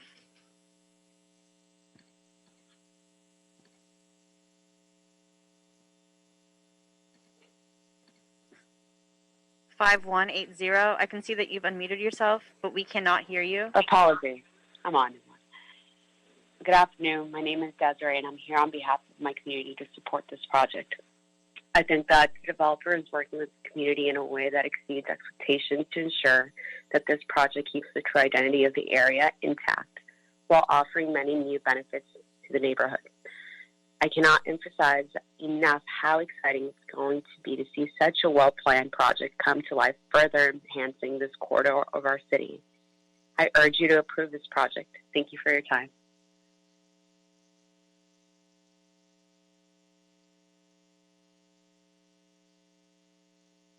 Caller with the number ending in 8408. Can you please press star 6 to unmute yourself? Thank you. Yeah, I just want to call in and urge you guys to, put the brakes on this project. It's continually disappointing to see these projects come before you guys and have you completely ignore the context in which they exist. And that context is that Ani, the developer, gave $50,000 to a political action committee that we know was funneling bribes for Jose Huizar. We know that in the Arts District, $75,000 to that same political action committee gutted the affordable housing on a project there, and he was offering to gut union requirements, and the executives there bragged about it. To push anything like this forward without a full and public accounting of why the developers here thought it was in any way okay 2 months before a historic preservation decision on this project to give $50,000 to that same corrupt political action committee is appalling. And the standard of just a complete lack of ethics that you are setting here in allowing this project to move forward is frankly appalling.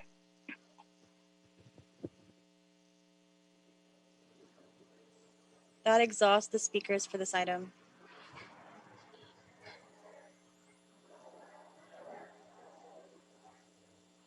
Thanks, folks who spoke on this item. I want to give staff opportunity to address any items that came up in public comment, should they see fit. Thank you. This is Will Lamborn, Department of City Planning. Just very briefly, the only two items that I would address were the two raised by the appellant in regards to the environmental impact report, both of which are responded to in much greater detail in staff's appeal response letter available on the council file, with also enclosed attached expert memorandums, first of which being biological resources and impacts to birds, as detailed in those responses based on an evaluation by an expert biologist of the existing and future environmental setting in the vicinity of the project site, bird behavior and habitat use, and the lack of any migratory corridors or suitable habitat in the vicinity of the highly urbanized project site and vicinity. The project would not cause any significant impacts to biological resources related to bird collisions with the project's windows. Regarding indoor air quality and formaldehyde, also with an enclosed expert technical memorandum, the study that the appellant's referring to in their letter is based upon single-family homes built in 2012 to much earlier versions of the building code. The project, in contrast, would be a multifamily development built to current Title 24 and Green Building Code standards, and also in the interim, the California Air Resources Board has now implemented phase 2 of their composite wood products regulations, which CARB themselves, as the regulatory agency in charge of this, has stated are at levels protective of human health and no impacts would occur related to indoor air quality, and the EIR has fully analyzed all impacts of the project related to air quality. Those are the only two items that I would offer, and we're available also for any further questions. Thank you so much. With that, I'll open it up for discussion from members on this item. Seeing none, Mr. Mejia, we have both a recommendation and amendments to consider that I'll move if you read them into the record. Yes, Councilman and committee members, Mr. Chairman. Item number 9, the recommendation to deny the appeal filed by Supporters Alliance for Environmental Responsibility and thereby sustain the determination of the Planning Commission to approve with conditions vesting tentative track map number 74761 for the merger of a portion of public right-of-way along Broadway and re-subdivision of the project site into 9 lots for condominium purposes for the proposed mixed-use project located at 121 through 147 South Spring Street, 100 through 142 South Broadway, 202 to 234 West 1st Street, and 205 through 221 West 2nd Street, and the final EIR, CEQA findings, and associated environmental mitigation measures. That's the action for item number 9. For item number 10, is to deny the appeal filed again by the supporters of the Alliance for Environmental Responsibility and sustain the determination of the Planning Commission in finding that the project was previously certified through EIR number 2016 through 4676 EIR, that no subsequent EIR or addendum is required for approval of the project, and approval of the amendments submitted into the stated into the record by CD 14, and also approving the vesting conditional use, the master conditional use for the mixed use project, and also stated into the record by the planner to approve the TFAR and to also approve the amendments again stated into the record by Council District 14, Mr. Chairman. All right, that item has been moved. Is there a second?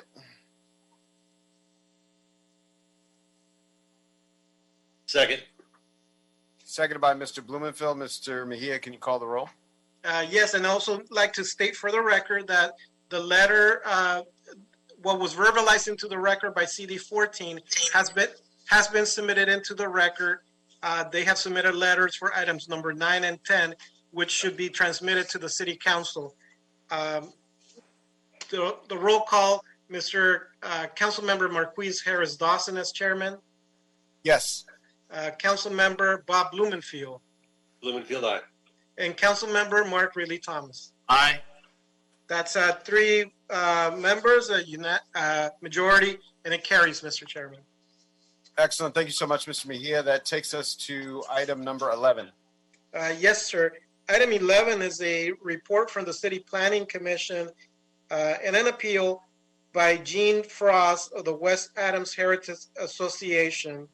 She's appealing the environmental clearance as to the demolition of an existing 2-story single-family dwelling on site, and the project will be for a 21 dwelling unit project with 2 units for extremely low-income households with these affordable housing covenants for a period of 55 years. And that's the description of the project, Mr. Chairman and committee members. Thank you so much, Mr. Mejia. So now's the time to press star 9 if you want to comment on item number 11. You'll have a minute to do so once we exhaust comments from staff and council offices. So we'll begin with a report. Before I go to Mr. Ridley Thomas, we'll begin with a report from Department of City Planning. Thank you. Good afternoon, council members. Sergio Ibarra with the Department of City Planning. The project involves the demolition of the existing 2-story single-family dwelling and the construction, use, and maintenance of a 5-story, 21-unit residential building with 35 spaces at grade and basement parking, reserving 2 units for extremely low-income households for a period of 55 years. On December 5th, 2019, the director's determination was approved, DIR-2018-5925-TOC for the construction of a 5-story residential building with a maximum height of 56 feet, encompassing 22,000 square feet of floor area and an approximately 10,000 square foot lot. The director's determination was determined under environmental case number ENV-2018-5926-CE that the project is exempt from the California Environmental Quality Act pursuant to CEQA Guidelines, Article 19, Section 15332, Class 32, and that there is no substantial evidence demonstrating that an exception to a categorical exemption pursuant to CEQA applies. On December 17th, 2019, the action of the director's determination was appealed to the City Planning Commission by an aggrieved party. On May 5th, 2020, the City Planning Commission conducted a public hearing to consider the appeal, and the City Planning Commission denied the appeal in part and granted the appeal in part with a 9-0 vote. The letter of determination of the City Planning Commission was issued on May 5th, 2020. On May 14th, 2020, a CEQA appeal was filed by an aggrieved party, which is before you today, Gene Frost of the West Adams Heritage Association, as the appellant to the City Council for the case number ENV-2018-5926-CE-1A. The appellant's main points are that the property is historic, that the project doesn't conform with the general plan and therefore not eligible for a categorical exemption, and that the project will impact the aesthetics of the neighborhood. In regards to its historic status, the project is not listed in Survey LA or Historic Places LA, and a comprehensive historic report was submitted by the applicant and accepted by the Department's Office of Historic Resources, establishing that the property is not historic through substantial evidence. In regards to not conforming to the general plan, the project is compliant with the general plan and the zoning in effect at the time that the project was submitted and vested. In regards to project impacts to aesthetics, the project is subject to Senate Bill 743 as a transit priority and infill project, and meeting this criteria is exempted from evaluating visual resources and aesthetic character. Nonetheless, the appeal report has provided findings establishing compatibility with the neighborhood. In conclusion, upon careful consideration of the appellant's points, the appellant has failed to adequately disclose how the city erred and abused its discretion as established in the department's appeal report. Additionally, no new substantial evidence was presented showing that the City Planning Commission has erred in its actions relative to the categorical exemption. Therefore, the Department of City Planning recommends that the Plum Committee recommend for City Council to deny the appeal and determine that based on the whole of the administrative record, the project is exempt from CEQA and that there is no substantial evidence demonstrating that an exception to a categorical exemption pursuant to CEQA guidelines applies. Planning staff will be available to answer any questions after the hearing. Thank you. All right, thank you so much. Before we hear from our applicant and appellant, I want to yield the floor to Mr. Ridley Thomas from Council District 10. Mr. Chairman, thank you, and Mr. Abada, thank you for your thorough presentation. The record reflects that the permit for this project was filed prior to the establishment of a community plan implementation overlay zone that formalizes design guidelines to uphold the character of the surrounding neighborhood. In light of this, I do appreciate the efforts made by the City Planning Commission to condition the development in a way that requires the use of building materials that are consistent with the surrounding community. And while I do not believe that the appeal of the CEQA findings is warranted, Mr. Chairman, I would request that when the planning department revisits or reviews the site plan, that the utmost sensitivity is given to the design of the buildings to optimize its cohesion with the character of the said surrounding community. And that with those appropriate core area competence and expertise, those individuals be consulted to ensure that such is the case. Mr. Chairman, with that, thank you for the opportunity to be heard and would be quite attentive to the balance of the presentations to come before us today. Thank you so much, Mr. Ridley Thomas. And Mr. Mejia will note Mr. Ridley Thomas's request at the time that it's at the moment that it's time to deliberate on this item. With that, we'll go to our appellant and applicant.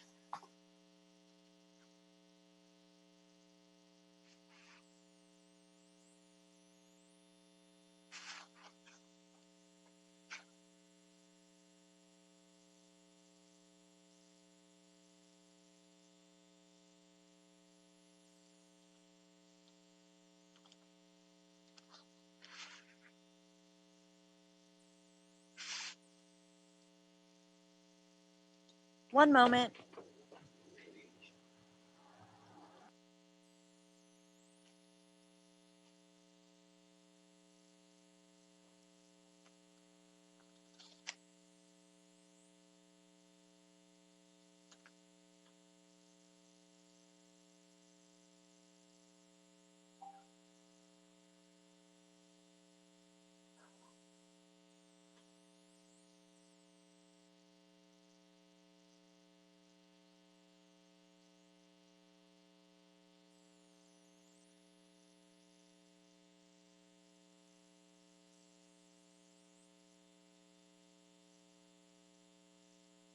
Jean Frost, can you please press *6 to unmute yourself? Jean Frost? Yes, this is Jean Frost. May I begin speaking? Yes, you may. You have 3 minutes. I am representing the West Adams Heritage Association in this matter before you, and West Adams Heritage offers some expertise in assessing historic buildings, including vernacular historic housing that may not meet the criteria of a National Register or historic cultural monument. The appeal before you today, part of the rationale is a fundamental flaw made in considering this developer vested. If you review the facts of the matter, the initial demolition permit of July 19th, 2017 expired on July 18th, 2019, or thereabouts. A second, different, new demolition permit was applied for on August 22nd, 2019, after the community plan implemental overlay zone was in effect. And this rather fatal flaw on behalf of planning has led to us today to require the appeal of the categorical exemption. West Adams Heritage has been working with the neighbor Virginia Stevenson, who has been there for 80 years, who now is confronting a 5-story building next to her 2-story historic home, and with the staff of CD8. As a matter of fact, I was meeting with the staff of CD10. I was meeting with the staff of CD10 on the last public hearing actually held in City Hall. It's very important to sustain this appeal so that there can be an evaluation and mitigations applied to the proposed demolition of the 1906 residence. Unfortunately, the report that the city used evaluated the National Register standards, not standards that apply to buildings within a character residential district, of which this is in. WAHA has been working with CD10. The community plan implemental overlay was ignored with regard to this project because of the error of planning.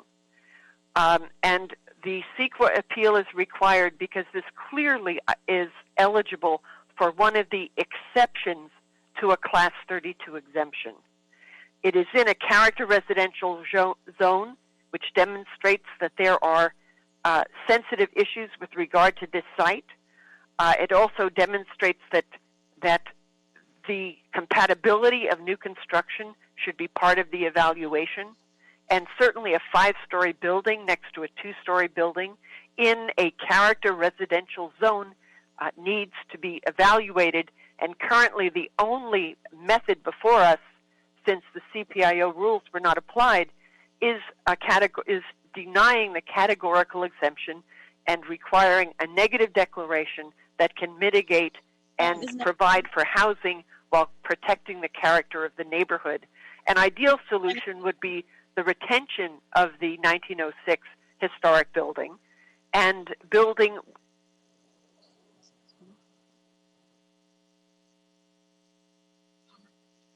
Tom or Fadita, can you please press *6 to raise your to unmute yourself?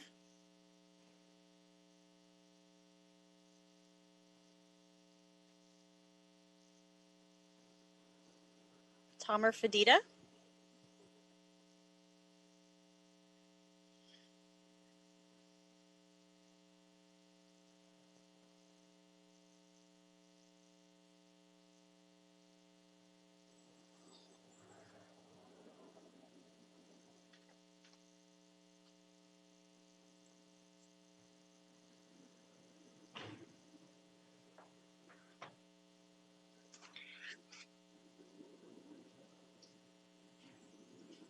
Tom or Fadita, can you please press *6 to unmute? Good afternoon, committee. My name is Tomer Fadita. I'm an attorney representing the applicant. I'm proud to present to you the project at 1537 South Wilton Place. First, we believe that this project is non-historic, as determined by planning as well as our experts' report. We also believe this project helps address the Los Angeles housing crisis, which doesn't just pose massive shortages, but also a general lack of suitable housing. Our project presents a unit mix of generously sized 3 bedrooms and 2 bedrooms, with one of each offered to extremely low-income residents. Oftentimes, we find that LA's families are forced to cram into one-bedroom units. This project facilitates family-style living. During the process, we have worked with planning closely to rework the design such that it blends with the surroundings seamlessly and efficiently. We echo Mark Ridley Thomas's sentiment about preserving the cohesion of the neighborhood. We have discussed concerns with LAUSD and have complied with their recommendations as well. The project also offers an abundance of on-site parking as well as an alternative transportation parking. Despite numerous criticisms of law and policy, as well as many assertions that the building is historic, not one shred of evidence has been placed into the record to support these baseless claims. It is worth noting that appellant has also wildly and indiscriminately appealed every single project in the area. These actions are arbitrary, capricious, and dangerous. They serve no purpose but to delay the process of providing housing to the very people who need them. This project was vested, and that fact is indisputable.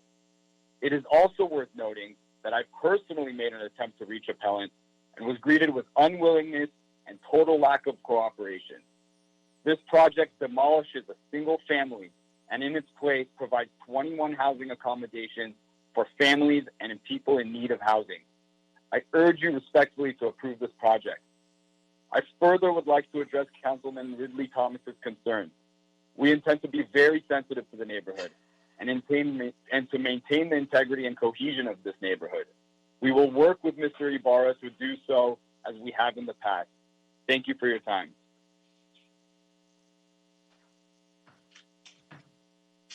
Thank you to the applicant and appellant. That takes us to public comment on this item, and I will note that we have a representative from UNC, a neighborhood council in the area, and they will have 3 minutes to speak.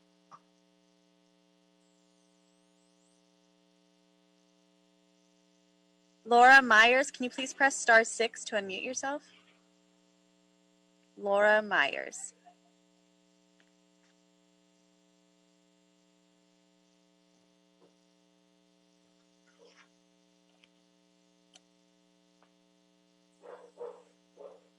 Hello, this is Laura Myers. Can we confirm that you can hear me, please? Yes, we can hear you. Thank you so much. I am calling in today on behalf of UNNC, which is a neighborhood council, the United Neighborhoods of the historic Arlington Heights, West Adams, and Jefferson Park Communities Neighborhood Council.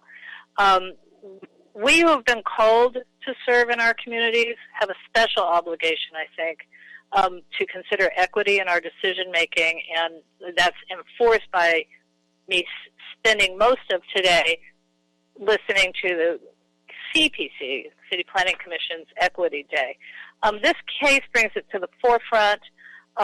Angeles Vista is a very diverse community. The neighbors have said this project will have a very negative impact on the character of their neighborhood, in their opinion, and as far as I can tell from the emails I have received, they have not been heard. UNNC has voted to support the appeal. I know this is highly technical, but what I wanted to say is related to the historical, or the CEQA, and related to the appeal itself. There is a cumulative impact of way too many demolitions of the turn of the century homes that used to populate this neighborhood. I have been in the neighborhood myself. I actually live in Angeles Vista for 38 years. For the first 36 years of the 38 span, we had very few demolitions, and they were all due to fire. In the last 2 years, after we've had our character residential so-called protections, I believe there's 7 or 8 already demolished homes and several more pending. So we have had an impact, cumulative impact, and that's a CEQA issue, to our community. And moreover, there was a reference to a thorough, comprehensive historic resource report. I had been given the report just before the Planning Commission hearing myself. I know the historic consultant. I'm friends with him. I am also a historic consultant professionally. He did tell me he had no access to the interior of this building, and no one at the city explained that the evaluation should be related to a character residential overlay. So that's my personal comments. In terms of UNNC, again, we filed the CIS to support the appeal, to say that it is an error to consider this project vested in the light of the adoption of the character residential overlay zone by City Council in November of 2017 before any project or building permit was submitted, any project request. And we oppose. Thank you.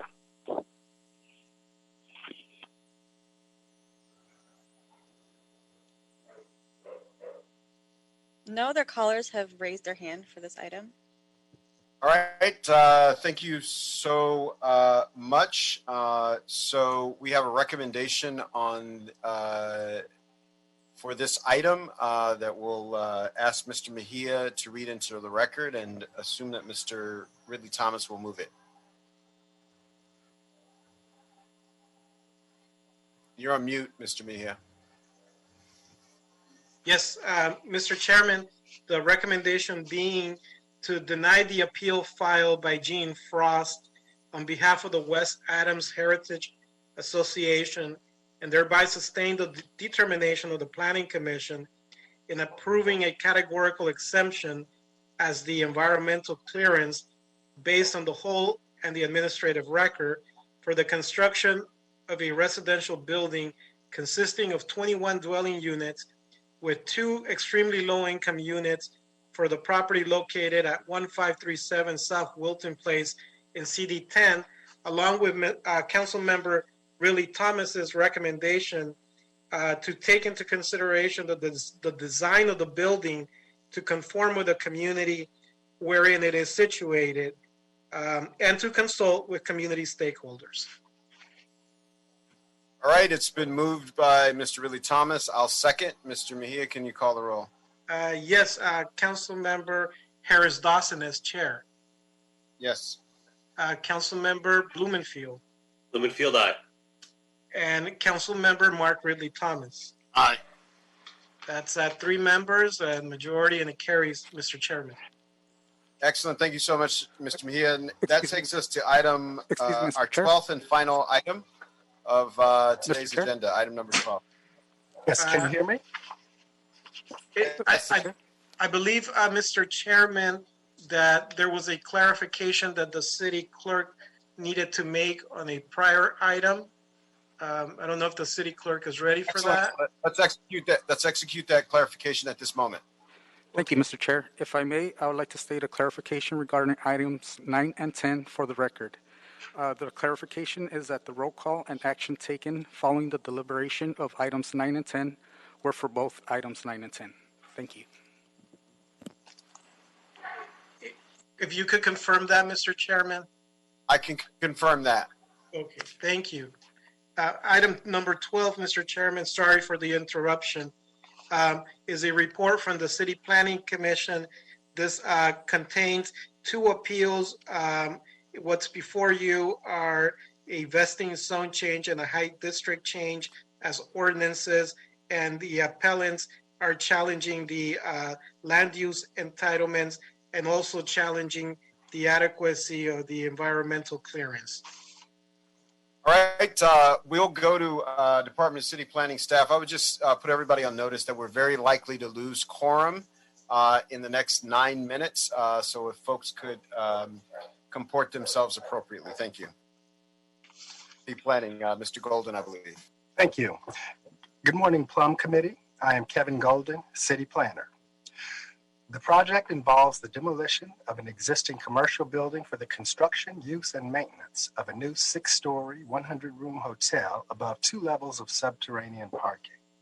The project would also contain approximately 10,948 square feet of office, restaurant, and meeting room and support space on 22,500 square foot property. The project is located in the Westlake area on James M. Wood Boulevard, just west of Alvarado Boulevard. Now, the following is a chronology of events.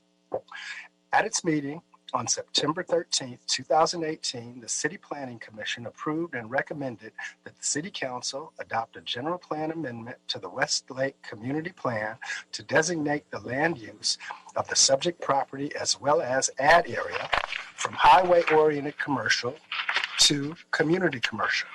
And add area consisted of properties located just adjacent to the site for 2 blocks along Alvarado Street. On December 10th, 2018, the case was appealed with the assertion that the M&D did not adequately address the impacts of the add area portion of the general plan amendment. On February 26, 2019, the Plum Committee continued the item to allow additional time for the applicant to complete a revised mitigated negative declaration. That would address the add area. However, on November 19th, the Plum Committee directed planning staff to return to the CPC with a proposed general plan amendment to exclude the add area. On January 23rd, 2020, the City Planning Commission recommended approval to Plum. The case was continued twice by Plum. The last was at the meeting of October 15th, 2020. Before you today is the general plan amendment without the add area, the zone change, the height district, and the appeal of the vesting conditional use, site plan review, and the M&D. The appellant asserts that the hotel rooms are the same as dwelling units due to the kitchenettes in the hotel rooms and thus should require or be required to meet measured JJJ affordable housing requirements for residential dwelling unit projects. Our response to that is that these are indeed hotel rooms. Definitions are stated in the LA Municipal Code section 12.03. The definition of a hotel states that it contains guest rooms. The proposed project is for a hotel use composed of guest rooms and ancillary uses. The definition of guest room states that it is a habitable room, not a dwelling unit, not in a dwelling unit. The definition of a dwelling unit is a group of 2 or more homes, one of which must be a kitchen. As the proposed project includes individual guest rooms, the use has been defined as a hotel use rather than dwelling units.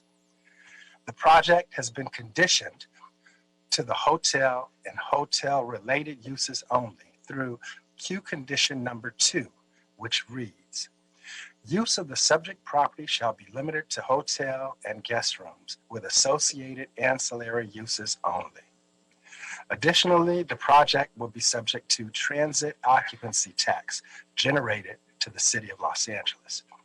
Staff recommends approval of the proposed case and the recommended mitigated negative declaration and errata and the mitigation monitoring program and denial of the appeals. And that concludes my report. Thank you.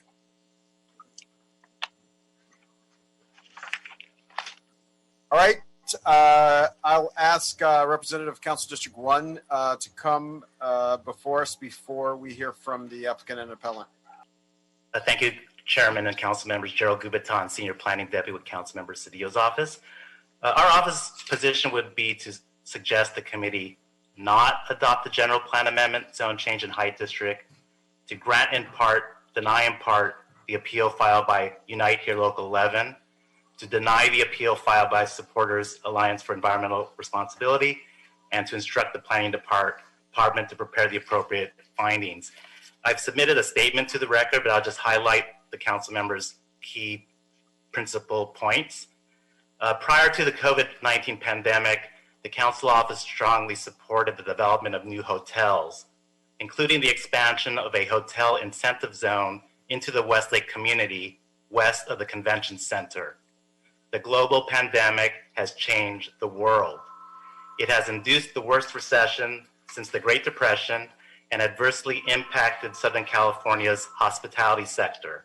To use downtown LA as an example, a submarket of about 8,500 hotel rooms, a significant percentage of the hotels have suspended operations since the pandemic.